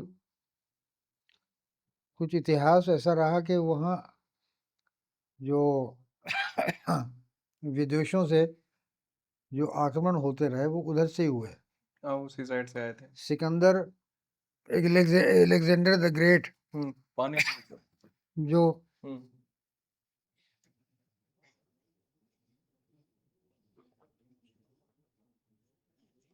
ईसा से इतने पहले या पता नहीं कब आया, वो भी उधर से आया। 326 बीसी। शक आया, हूण आया, और क्या आया और क्या आया, मतलब जो भी आया उधर से आया। तो वो अस्थिरता वहाँ रही। मुस्लिम आए बाद में। अंग्रेज नहीं आए, अंग्रेज तो इधर से गए समुद्र की तरफ से, वो सियाने थे वो। है ना। हाँ, हाँ, हाँ। हाँ, तो इस वजह से ये रहता है कि हम लाइफ को एंजॉय कर लें। अच्छा। जब अनसर्टेनिटी होती है ना, हाँ, मैं सहमत हूँ, हैपनिंग होता है हर हाँ, चीज। कि आपसे कोई कह दे कि यार इस कमरे से निकल के जाओगे, पता नहीं तुम्हारे साथ क्या हो, हम्म, तो आओगे यार यहीं खा पी लूँ, यार यहाँ पर मौज मस्ती कर लूँ, पता नहीं साल बाहर साला क्या हो, है ना। हाँ, तो पंजाब के पूरा जो कल्चर है, हम्म, उसमें लगाव, आत्मीयता है कि भाई क्षण है, इसको जी लो यार आराम से। पता नहीं जो है कल जो है, बल्कि गीत भी है उनका, लोकगीत, हाँ, कि जो कोई जमा पूंजी सब खाओ, क्योंकि कोई हमलावर आएगा वो ले जाएगा। तो ठीक इससे बात। अच्छा है खाओ पियो यार, मस्त रहो। हम्म, तो वहाँ पंजाब में, लाहौर में ये मस्ती देखने को मिलती हम्म, है ना। ये दरिया दिली है, हम्म, स्टाइल है। हम्म, हम्म। जब बिना जान पहचान के लोग आपको बुला लगे, चलो यार खाना खाओ, चल के चलो यार ये करो, ओ फलाना करो, हम्म, मस्ती करो, है। हम्म, तो वो फीलिंग आपको वहाँ पर मिलती है लाहौर में। हम्म, यहाँ भी अमृतसर भी जाओ तो यहाँ भी है। हम्म, अमृतसर में रहा मैं, एक वो लिख रहा था उपन्यास, हम्म, 1 महीने रहा। हम्म, तो ऐसे ऐसे बेजिगरे लोग मिले, एक ने कहा कि जी मैं आपको अमृतसर में डेली एक नया नाश्ता कराऊंगा। अच्छा। तो वो मेरे होटल आ जाते थे सुबह 7 बजे, हम्म, और मुझे लेके जाते थे वो, और एक नया नाश्ता। हम्म, कभी जो है वो छोले कुलचे करा रहे हैं, हम्म, कभी जो है वो पाव ऑमलेट का नाश्ता करा रहे हैं, हम्म, कभी वो कटलेट का नाश्ता करवा रहे हैं, हम्म, कभी वो सैंडविच ना। तो कहने लगे जी यहाँ ये देखो, ये रोज़ एक नया नाश्ता कराओ। हम्म, तो अब उनसे मुझे क्या लेना देना था यार, ना कोई मतलब ना कुछ, लेकिन मस्ती में अपना, हम्म, प्यार मोहब्बत में जा रहा है, चलो यार चलो, हम्म, चलो मौज हम्म, करते हैं, है ना। तो ये कल्चर जो है हाँ, पंजाब का, लाहौर का, ये हम्म। बहुत ज़बरदस्त है। कल्चरली तो बहुत रिच सिटी रही है सर लाहौर, हाँ, हमारे इसलिए कि हमारे अंग्रेज़ों की प्रिय सिटी रही। हाँ। अंग्रेज़ों को 2 शहर बहुत प्यारे थे, कलकत्ता। कलकत्ता और लाहौर, हम्म, क्योंकि दोनों शहरों ने उनकी हेल्प की थी हम्म, 1857 के हम्म, को दबाने में। अच्छा। तो मैं ये कह रहा था हमारे यहाँ से भी जब पढ़ने लिखने लोग जाते थे तो लाहौर जाते थे, हाँ, हाँ, रादर दिल्ली। हाँ, तो वैसे आप कल्चर, एजुकेशन और इस तरीके का जो हब है लाहौर, उसको हाँ। आप किस तरीके से देखते हो? और जैसे हीरा मंडी की बात होती है, तो हीरा मंडी के एक कोने पे तो अल्लामा इकबाल का घर ही था। देखो वहाँ पर मैंने देखा कि कल्चरल प्रोग्राम है, हुँ, साहित्यिक प्रोग्राम है हुँ, और उसमें वहाँ का एलीट वर्ग आ रहा है। हुँ, दिल्ली का एलीट वर्ग जो है कभी साहित्यिक प्रोग्राम में आपको नहीं मिलेगा। बिल्कुल ठीक बात है। यहाँ वो पढ़े लिखे ही नहीं हैं। यहाँ की जो एलीट है दिल्ली की, हुँ, हाँ? वही है, हाई स्कूल पास करके ठेकेदारी करने लगे, हैं? तो पता चला कि मर्सिडीज़ खरीद ली, हैं? हैं हाई स्कूल पास, चल रहे हैं मर्सिडीज़ पे, है ना? तो वो उनको पढ़ा लिखा थोड़ी मानोगे आप, उनको सुसंस्कृत भी नहीं मान सकते हो आप, हुँ, है ना? हुँ, तो लेकिन वहाँ देखा मैंने, फैज़ के ऊपर एक प्रोग्राम था जिसमें कि दो लोग बोल रहे थे, डिस्कशन होना था। हुँ, उसका टिकट था 800 रुपये, ओह! यानी उस लिटरेरी प्रोग्राम में जाने का टिकट 800 रुपये था और वो हॉल खचाखच भरा था, बाहर से लोगों को लौटाया जा रहा था हुँ, कि जाओ जी, जगह नहीं है बैठने के अंदर। हुँ, और 700-800 की कैपेसिटी का हॉल था। हुँ, तो वहाँ पर म्यूज़िक है, वहाँ पर लिटरेचर है, वहाँ का पब्लिकेशन है, हुँ, वहाँ की जुडिशरी है, हुँ, वहाँ का आर्किटेक्चर है, वहाँ के हॉस्पिटल है।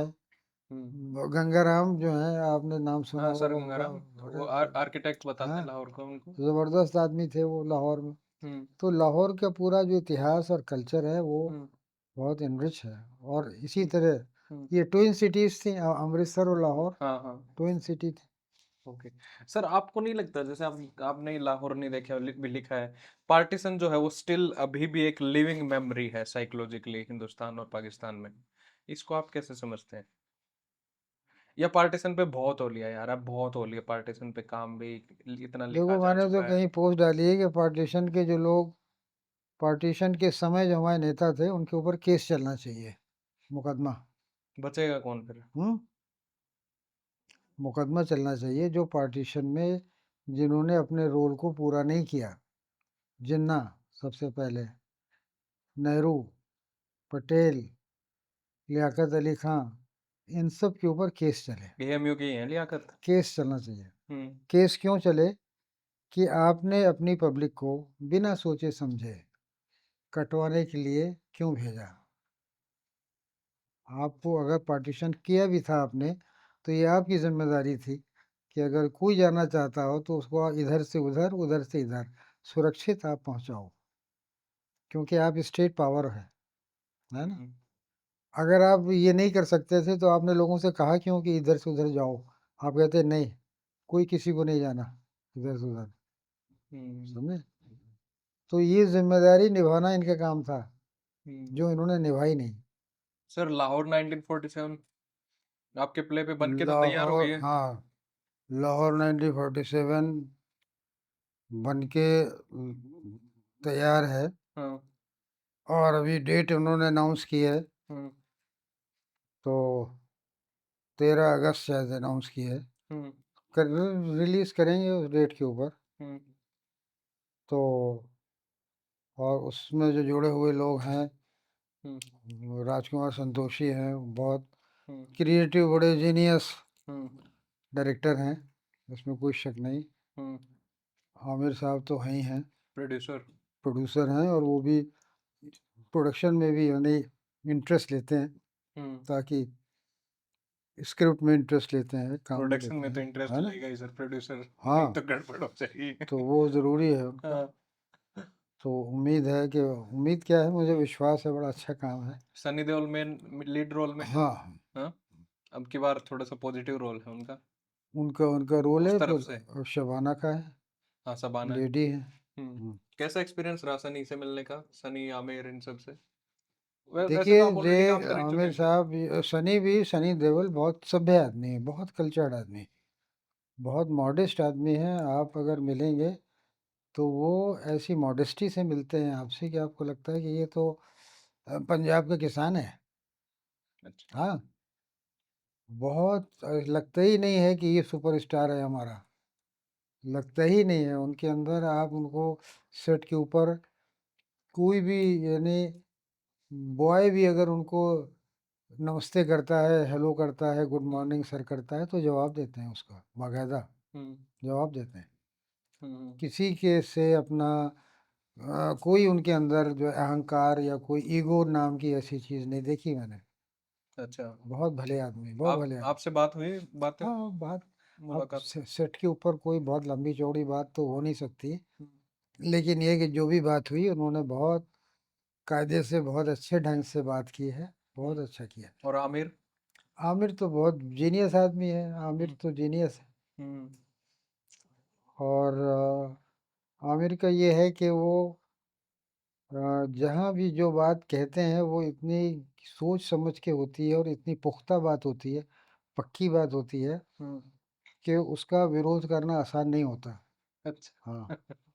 वो बात ऐसी करते हैं कि आप आसानी से उसका विरोध नहीं कर सकते कि नहीं जी ये आपने हुँ, कैसे कहा। जैसे कि? बहुत सोच सम मतलब कोई स्क्रिप्ट है, हुँ, जीवन के बारे में कुछ है, हुँ, तो उनके जो ऑब्ज़र्वेशन हैं, जो उनके कमेंट्स हैं, हुँ, वो बहुत सोचे समझे होते हैं, बहुत हुँ, गहरे होते हैं, है ना? हुँ, जैसे लोग होता है कुछ हल्के लोग बोल देते हैं, हुँ। वो हल्का नहीं बोलते, है ना? छोटी बात नहीं करते। या ओके। और बहुत कर्टियस हैं, हुँ, कर्टेसी बहुत है, हुँ, मतलब ये है कि सीनियर लोगों का ध्यान करना है हुँ, ना? उनसे उनको समय देना है, अच्छी तरह बात करना है, उनको समझना है, हुँ, ये भी उनके अंदर बहुत क्वालिटी है। ओके। तो मुझे तो एज़ अ पर्सन हुँ, ये तीनों लोग संतोषी जी भी हाँ, वो तो है बहुत ही। फ्रेंडली आदमी, बहुत हुँ, फ्रेंडली है, बहुत फ्रेंडली और बहुत हुँ, बहुत ही रिमार्केबली वो हुँ, जीनियस है ना? हुँ। मैंने सर काई बर्ड का इंटरव्यू किया था। अच्छा, अच्छा। काई बर्ड ने किताब लिखी है हुँ, हुँ, हुँ। ओपनहाइमर, हुँ, हुँ। अडेप्टेशन जो फिर इन्होंने फिल्म बनाई उसके ऊपर अच्छा, में। हुँ, हुँ। तो वो बता रहे थे कि धनवान तो मैं थोड़ा-सा हो ही गया फिल्म बनने के बाद। हुँ, हुँ। तो आप भी थोड़े से रईस पहले से ज़्यादा हो गए कि नहीं? ऐसा कुछ नहीं होता यार, हैं? ऐसा कुछ नहीं होता। हुँ, आप देखिए कि जो जैसे मैंने आपसे कहा ना कि मुझे खर्चा करने में मज़ा आता है, हाँ। सब है ना? हाँ, तो इधर से आता है उधर जाता है, इधर से आता है उधर जाता है। हाँ। तो ऐसा कुछ नहीं, किस चीज़ पे सबसे ज़्यादा पैसे खर्च करते हो जहाँ आप? अपने थे, हैं? किस चीज़ में सबसे ज़्यादा खर्च करते हो? अभी ये चीज़ में जैसे हाल ही की कोई घूमना-फिरने में बहुत पैसा खर्च होता है। हुँ। यूरोप चले गए, यहाँ चले गए, वहाँ चले गए, उधर हुआ। हम तो ये बोलते हैं मंडिया चले गए, आप बोलते हो यूरोप चले हाँ, गए। हाँ, हैं, वॉशिंगटन चले गए, हाँ, फ्रांस चले गए। तो सर हाँ। घूमने से एक मेरे को एक और घुमक्कड़ याद आते हैं और मैं पर्सनली बड़ा फैन हूँ उनका, वो है राहुल सांकृत्यान। हुँ। और मैंने लेटली उनकी किताब भी पढ़ी, वोल्गा से गंगा, और घुमक्कड़ शास्त्र भी उन्होंने लिखा। और हाँ, वोलगंगा से घुमक्कड़। गंगा मुझे बहुत पसंद आई वो हुँ, किताब, लिटरली बहुत। हुँ, जैसे ही इन्होंने लिखी है, हरारे ने लिखी है सैपियंस। हुँ, ये तो फैक्चुअल, ये तो कम्प्लीटली वैसे है, वो फैक्चुअल है, हुँ। ये नॉन फिक्शन है। तो राहुल सांकृत्यान की घुमक्कड़ी को आप कैसे देखते हैं और आप अपनी घुमक्कड़ी को कैसे देखते हैं, साथ में उनके देखो, साहित्य को कैसे उन्होंने देखते हैं? घुमक्कड़ी को तो शास्त्र बनाया हुँ, और शास्त्र है। हुँ, क्यों है शास्त्र? हुँ, इससे पहले एक बात और बताऊँ, कहा जाता है कि किसी अनजान जगह, अनजान देश में पहले घुमक्कड़ जाते हैं, है ना? फिर व्यापारी जाते हैं, हुँ, फिर धर्म प्रचारक जाते हैं और फिर सेना जाती है, अच्छा, समझे? हुँ, तो किसी भी नए देश या नए प्रदेश या नए क्षेत्र को एक्सप्लोर करने का काम पहले पर्यटक करता हुँ, है ना? हुँ, तो वो पर्यटक जो है वो उस समाज के देश के बारे में जो जानकारियाँ देता है, हुँ, वो जानकारियाँ और वो एक मिली-जुली संस्कृति का जो विकास करता है, हुँ, तो वो एक बहुत बड़ी मानव उपलब्धि है। हुँ, अब आपको मालूम है 13वीं शताब्दी में पंचतंत्र का अनुवाद अरबी में हो गया था, हुँ, 13वीं शताब्दी में। हुँ, कैसे हुआ? पर्यटक आए, पर्यटकों ने यहाँ संस्कृत सीखी, हुँ, उन्होंने पंचतंत्र को पढ़ा, सुना। हुँ, अरे क्या यार, क्या कमाल की चीज़ है, हैं? अनुवाद हो गया। हाँ, तो अगर पर्यटन न हो, हुँ, तो सारा आदान-प्रदान संस्कृतियों का रुक जाएगा। संस्कृतियों के आदान-प्रदान का जो आधार है, वो पर्यटन है, हुँ, समझे साहब? और आज से नहीं, हज़ारों साल से। अब मैं आपको कहीं का किस्सा सुना रहा हूँ मारा मरोश का, हुँ, तो क्या है कि वो आदान-प्रदान है। हुँ, आप उस संस्कृति से परिचित हो रहे हैं, है ना? वहाँ के लोग आपकी संस्कृति से परिचित होंगे। हुँ, तो ये एक बहुत बड़ा काम करता है। और दूसरा ये है कि जो ट्रैवलर है, जो यात्री है, हुँ, वो यात्री केवल जगह नहीं देखता, हुँ? वो यात्री वहाँ का इतिहास देखता है, हुँ, वहाँ का भूगोल देखता है, वहाँ की राजनीति देखता है, वहाँ के लोगों को देखता है, वहाँ का खान-पान देखता है, वहाँ की संस्कृति, मतलब ये कि वो पूरा अध्ययन करता है, एक सामाजिक अध्ययन, जो ऊपर से नीचे तक उस समाज को आपके सामने एक रखना चाहता है। हुँ, जो किताब जो आपको न्यूज़पेपर नहीं बता पाएगा, हुँ, जो आपको इतिहास की किताबें नहीं बता पाएँगी, वो आपको पर्यटक बताएगा। हुँ, इतिहास की किताबें आपको क्या नहीं बता पाएँगी, इतिहास की किताबें आपको घटनाओं का उल्लेख दे देंगी, हुँ, लेकिन ये नहीं बता पाएँगी कि यहाँ के लोग सोचते क्या थे, हाँ, यहाँ के लोगों के विचार क्या थे, हुँ, मनोभाव क्या थे, भावनाएँ क्या थी। हुँ, लेकिन पर्यटक आपको उनकी मनोभावनाएँ बताएगा, हुँ, कि मनोभावनाएँ क्या थी, है ना? हुँ, जैसे अमेरिका का संस्मरण लिखा मैंने लिख दिया कि वहाँ डेट्रॉइट शहर में नदी के किनारे, समुद्र के किनारे, हुँ, मैंने ऐसे लोगों को बैठे हुए देखा जो अपने आप से बातें करते हैं। क्या बात!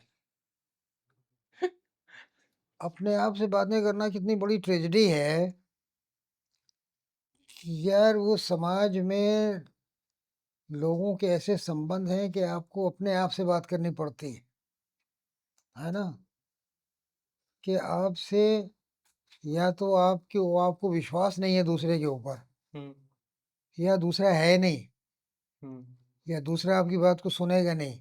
हुँ, तो ये बात आपको इतिहासकार नहीं बताएगा, हुँ, ये आपको पर्यटक बताएगा, है ना? हुँ, तो इसलिए पर्यटन का महत्व जो है वो किसी भी देश को समझने में बहुत ज़्यादा है। हुँ, अब मैंने हंगरी के ऊपर जो किताब लिखी है एक, हुँ, जिसका नाम है स्वर्ग में 5 दिन। अरे वाह! हुँ, स्वर्ग में 5 दिन, हाँ, उसको आप पढ़िए, हुँ, तो आपको हंगरी का इतिहास ही नहीं, हुँ, वहाँ के लोग, वहाँ के लोगों की संस्कृति, वहाँ के लोगों के विचार, वहाँ के लोगों की आकांक्षाएँ, हुँ, वहाँ के लोगों का जीवन शैली, हुँ, सबका आपको अंदाज़ा होगा हुँ, कि वो क्या हुँ, है ना? तो पर्यटक जो है लाइफ़ से डील करता है, हुँ, ये तो है।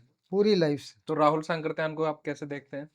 वो तो बहुत बड़ा पर्यटक थे भई, हुँ, बहुत ज़बरदस्त, और उन्होंने जो काम किए हैं, हुँ, तो बहुत मॉन्यूमेंटल काम है, पसंद है आपको? बहुत बड़ा, बहुत बड़ा काम है। अच्छा, हुँ, सर बुडापेस्ट हुँ। कैसा रहा आपका टाइम वहाँ पे?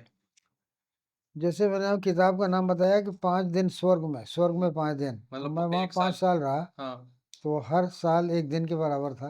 हुँ, मतलब इतना अच्छा था कि जल्दी में निकला। हुँ, उसके बाद भी गया मैं 2 बार, हुँ, तो मेरे बहुत अच्छे दोस्त वहाँ हैं, हुँ, बहुत अच्छे लोग हैं, हुँ, बहुत अच्छा खाना-पीना है। हुँ, हुँ, तो तरह-तरह के अनुभव हुए। जैसे एक अनुभव हुआ जो आपके लिए रोचक होगा, हाँ, कि संडे का दिन था, मैं एक बस स्टॉप पे खड़ा हुआ था बस के इंतज़ार में, हाँ, और वहाँ एक और आदमी खड़ा था जो शराबी था। हाथ में उसके बोतल थी, वो झूम रहा था बोतल लिए हुए, हुँ, पी रहा था, झूम रहा था। हुँ, अच्छा संडे था, चूँकि वहाँ पुलिस भी लोगों को ऐसे परेशान नहीं करती, कि हुँ, ठीक है अपना पी के रहा। बस आई साहब, वो चढ़ा शराबी, मेरी वो बस नहीं थी तो मैं देख रहा था, वो चढ़ा, चढ़ने की कोशिश में वो गिर गया, हुँ, बस। गिर गया तो उसके हाथों में चोट आई, सर में चोट आई, कमर में चोट आई, लेकिन बोतल से एक बूंद शराब नहीं गिरी, एक बूंद नहीं गिरी। मैंने कहा यार ये दुनिया का सबसे बढ़िया टॉप शराबी है, हैं? देखिए इसने जान पर खेल गया, लेकिन एक बूंद गिरने नहीं दी इसने शराब, है? तो हाँ, किसी उर्दू कवि ने कहा है कि जालिम शराब है, अरे जालिम शराब है, हाँ, मतलब कोई फेंक रहा है शराब को, हाँ, तो कवि कह रहा है अरे जालिम शराब है, अरे जालिम शराब है, इतनी बढ़िया चीज है उसे तुम फेंक रहे हो, हैं? तो वो एक बूंद नहीं गिरने दे रहा है, अरे यार। अच्छा वहां ऐसे लोग देखे मैंने जिन्होंने जीवन भर कुछ किया ही नहीं है, सिर्फ शराब पी। हाँ, ऐसे लोग अच्छा, हैं, कैसे एल्कोहलिक टाइप टाइप के हो गए। कैसे कैसे बताओ थोड़ा उनके बारे में, कैसे क्या देखा आपने? सुबह से जो वो पीना शुरू करते हैं ना, हुँ, तो उनका पूरा दिन पूरी रात फिर उसी में सोते हैं, उनको नशा ही नहीं उतरता 24 घंटे। हुँ, अच्छा वहाँ एक मंडी लगती है, शराब की मंडी। हुँ, तो किसान जो है ना अपने अपने शराब बना के लाते हैं, बेचते हैं, हुँ, मटकों में ड्रम में वो लाते हैं। हुँ, तो वहाँ कुछ लोग क्या करते हैं कि साहब खरीदना है हमको, तो वो हम लेकिन खरीदने से पहले चखेंगे ना, हुँ, तो अपनी गिलास ले जाते हैं छोटा, हुँ, और कहा भाई तुम्हारी लाओ चखाओ जरा सी, वो चक्की, उसके बाद वो चख पूरी मार्केट में चख लेते हैं, तो अपना उनका काम हो जाता है हाँ, और प्यार से चले गए घर। हाँ, तो शराब की मंडी जो है हुँ, वो वहाँ लगती है, जैसे सब्जी मंडी होती है वैसे। हुँ, तो हंगेरियन लोग जो हैं वो बहुत शौकीन हैं। हुँ, उनकी एक शराब बनती है जिसको कहते हैं यूनिकॉम। यूनिकॉर्न, ये कहते हैं कि बहुत सी जड़ी बूटियों को मिला के बनती है, और इसके बारे में ये डिबेट है कि ये कोई शराब है या ये दवा है।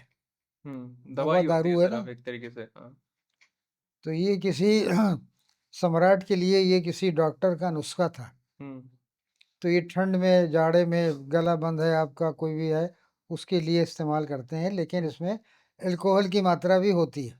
हुँ, और इसका एक रोचक इतिहास ये है कि जब वहाँ कम्युनिस्ट शासन आया, हुँ, तो इस कंपनी से कहा गया कि आप ये कैसे बनाते हैं शराब, इसका नुस्खा बताइए। हुँ, तो इन्होंने इनकार किया बताने से, हुँ, तो इनकी कंपनी बंद हो कर दी गई। हुँ, ये अमेरिका भाग गए, हुँ, और फिर 40 साल के बाद हुँ, जब वहाँ कम्युनिस्ट शासन ख़त्म हुआ, हुँ, तो ये फिर 40 साल बाद लौट के आए और फिर इन्होंने वो कंपनी खोली, और अब वो यूनिकॉम बनाते हैं।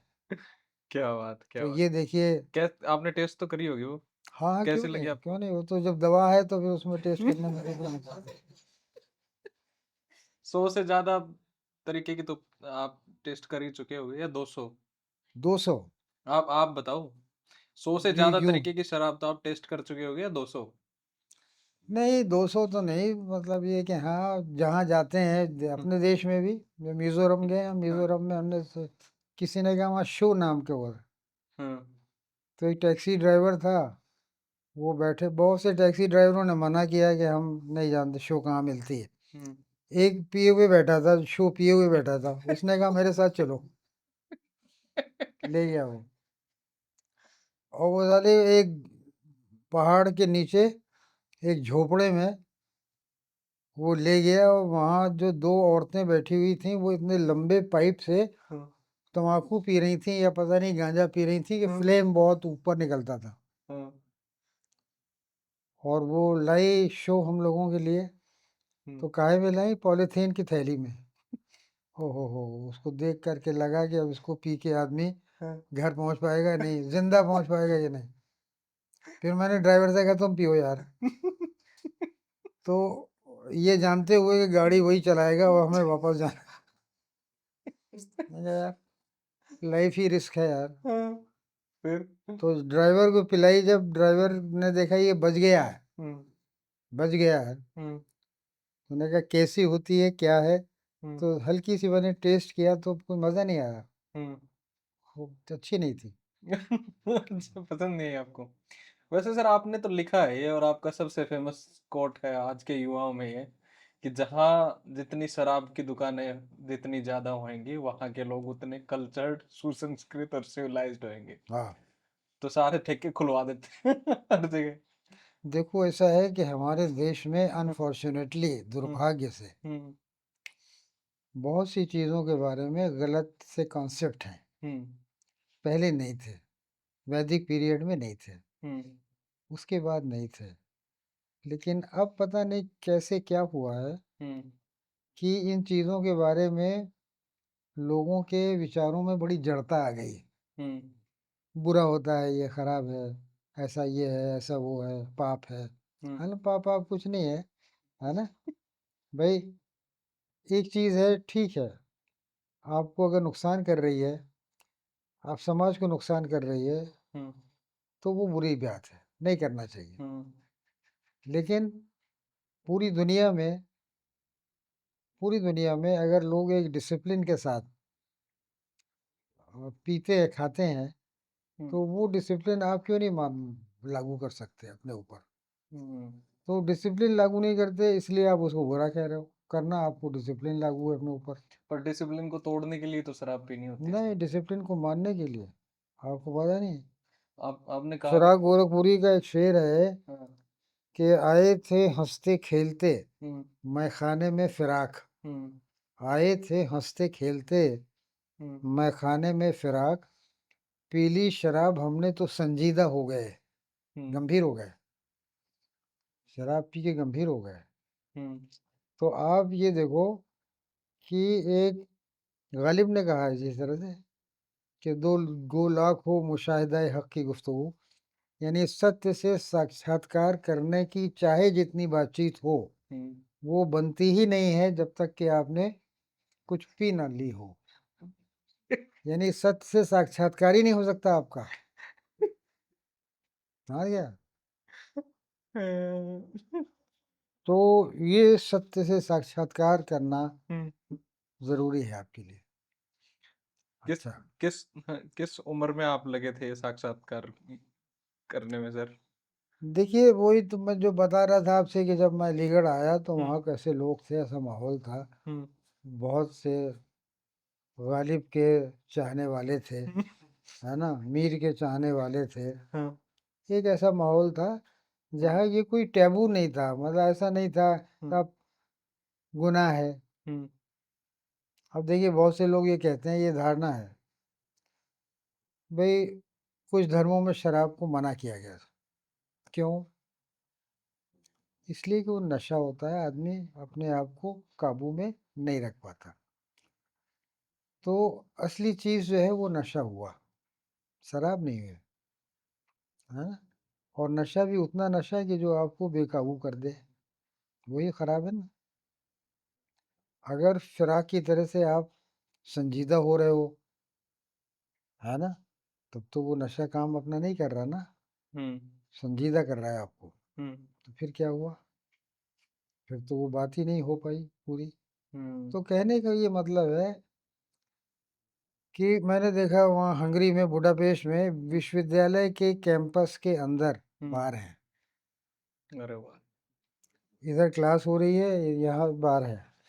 हाँ, लेकिन मजाल नहीं है कि कोई लड़का, कोई अध्यापक क्लास के अंदर पी करके किसी तरह का ड्रिंक लेके आके बैठे। नो, उनको ये मालूम है जब हम घर जाने लगेंगे, ठंड बहुत हो रही है, बर्फ़ गिर रही है, -20 टेम्परेचर है, हमको आधे घंटे चलना पड़ेगा बर्फ़ में, तो हम एक हार्ड ड्रिंक लगाएँ ताकि हम ज़िंदा रहें, बॉडी हमारी गर्म रहे। समझ गए आप? हुँ, हुँ, हुँ, हुँ, हुँ, हुँ, तो क्या है कि शिक्षा भी दीजिए आप। हुँ, शिक्षा देंगे तो वो किसी भी बुराई को वो कम करती है। हम शिक्षा नहीं देते, हुँ। हम नैतिकता में बस पाठ पढ़ाते हैं। बड़े ये मत करो, मारो साले को इसको। हाँ, सर नैतिकता कभी-कभी ज़्यादा नहीं हो जाती राइटर्स में? जैसे आपके प्रिय हैं निर्मल वर्मा, उनके लेखन लास्ट पार्ट को देखें उनके लेखन का, तो जो फ़िलॉसफ़ी है, जो दर्शन है, वो बताते रहते हैं ऐसा करना चाहिए, ऐसा करना चाहिए। कई फ़िल्मों में भी है कि ऐसा होना चाहिए, ऐसा होना चाहिए। तो जब राइटिंग के अंदर जब दर्शन घुसता है, जब फिलोसफी घुसती है, रादर सही एक्सपीरियंसेस, तो उसको आप कैसे देखते हो? देखो, एक एक सीमा है। एक सीमा तक, सीमा जो है वो बहुत बड़ी चीज़ है। हम्म। एक किस सीमा तक क्या होना चाहिए। हम्म। एक बार हम लोगों ने ऋत्विक घटक से पूछा। हम्म। ऋत्विक घटक तो बड़े ज़बरदस्त बहुत बड़े फिल्म फिल्म मेकर हैं। मेकर थे हम्म।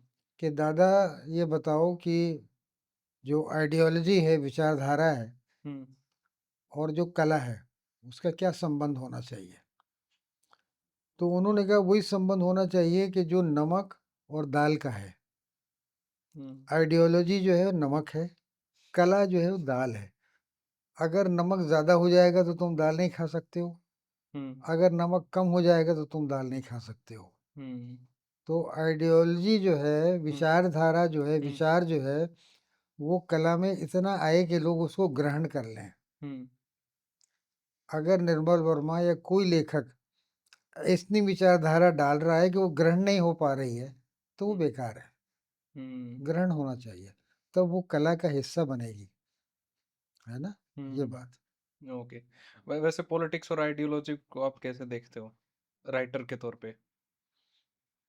देखिए, आइडियोलॉजी जो है वो एक अलग चीज़ है हम्म। कि आप किसी विचारधारा को हम्म। मान रहे हो, हम्म। है ना, हम्म।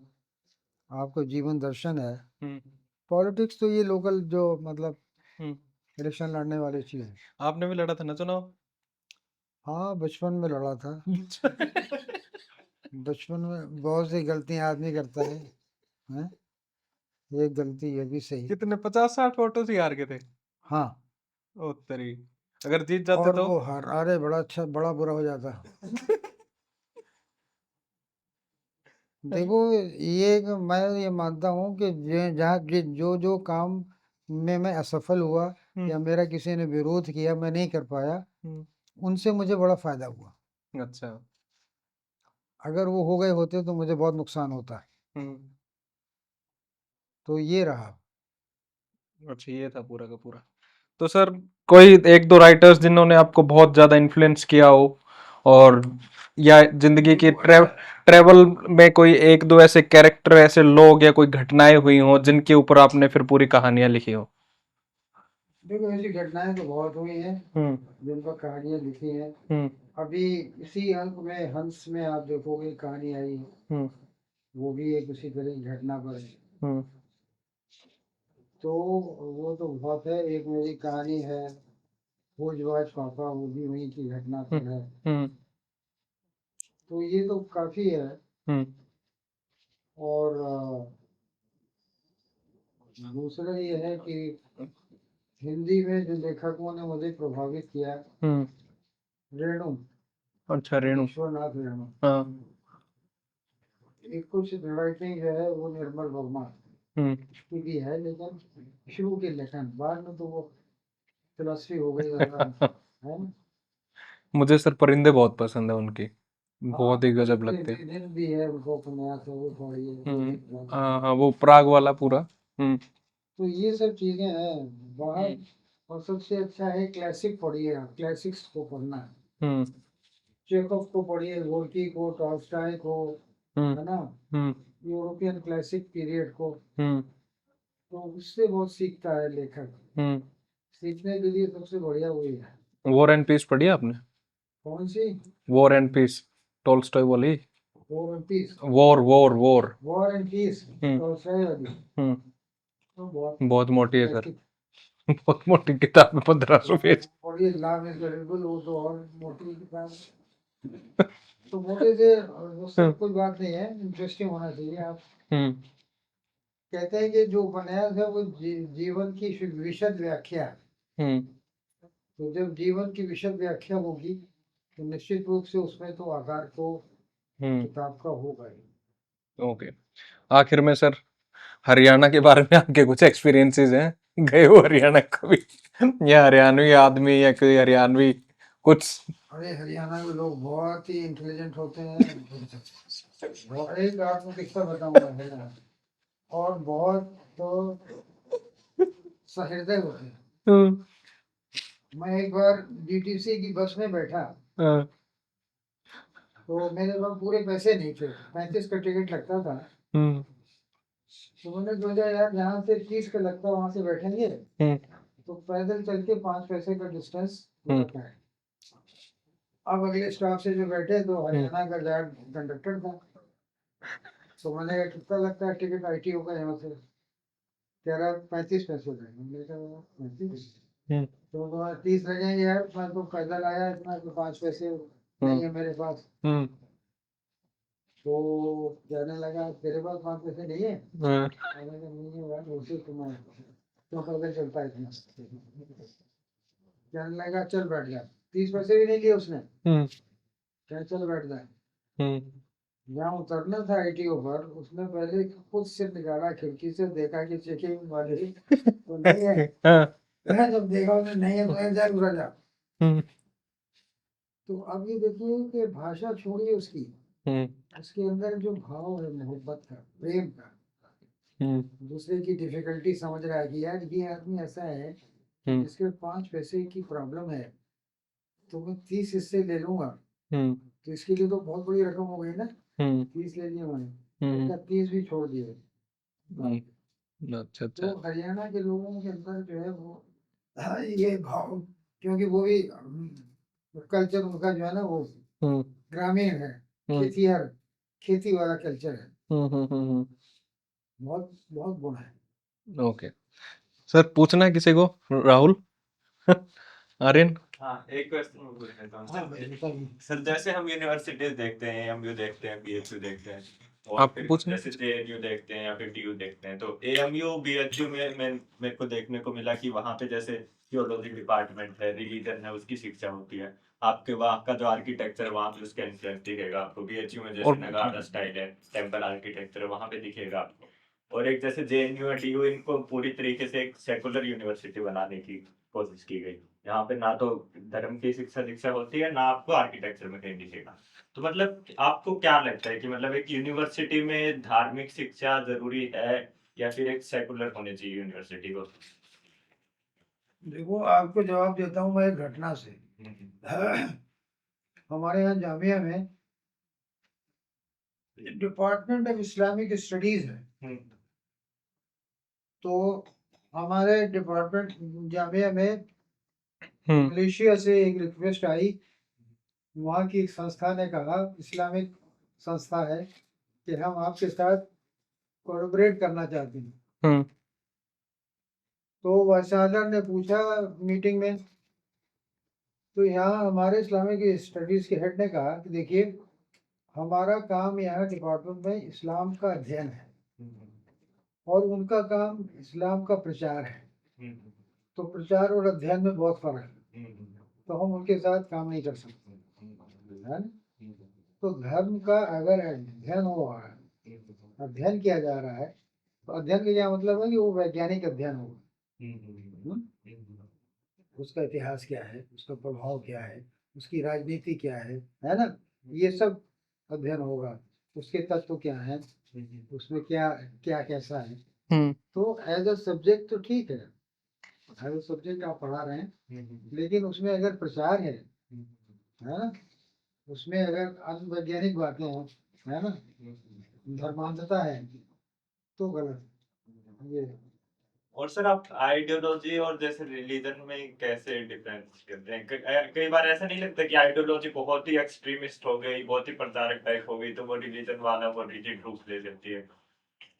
देखिए ऐसा है कि कोई भी विचार है, वो चाहे फिलोसफी का हो या रिलीजन का हो, वो जब स्टेट पावर बन जाता है, स्टेट पावर बन जाता है। उदाहरण दूं मैं आपको, आपका एक विचार आया आपके मन में, आपने इनको बताया, हाँ, बहुत अच्छा, मुझे बताया, धीरे धीरे वो विचार फैला तो लाखों लोगों को मानने लगे, तो लाखों लोगों को मानने लगे, तो वो एक देश पूरा हो गया, है ना?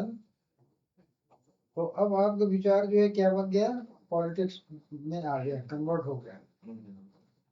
पॉलिटिक्स में जैसे ही वो कन्वर्ट होगा, तो उसकी सबसे बड़ी कोशिश यही होगी कि हम बने रहें, फिर वो अपने विरोधियों को दबाएगा, फिर मूल रूप से वो विचार बहुत अच्छा होगा, लेकिन जब वो राजनीति में आ गया तो वो गंदा हो जाएगा, स्टेट पावर बन गया है। तो आइडियोलॉजी को स्टेट पावर बन करके वो इस तरह का दमन ना करे, इसकी पूरी कोशिश करनी चाहिए, इसकी पूरी कोशिश हो, तभी वो यूजफुल है, वरना वो फिर वो दमनकारी हो जाता है ना। क्योंकि इस्लाम बहुत अच्छा था है, इस्लाम के नाम पे आप स्टेट बना दो और फिर कोई इस्लाम का वहाँ विरोध करे तो आप सहन करोगे? नहीं करोगे, गड़बड़ हो जाएगी। जबकि इस्लाम धर्म ये कहता है कि जो नहीं मानता वो न माने, हम लोग के मतलब नहीं। कुरान में साफ लिखा हुआ है कि जो जिसका जो धर्म है मानता रहे, हमें उससे कोई तकलीफ नहीं है ना। लेकिन अगर वो स्टेट पावर बन गया तो तकलीफ हो जाती है। ठीक बात। All sorted, done sir. Thank you, हाँ। Thank you.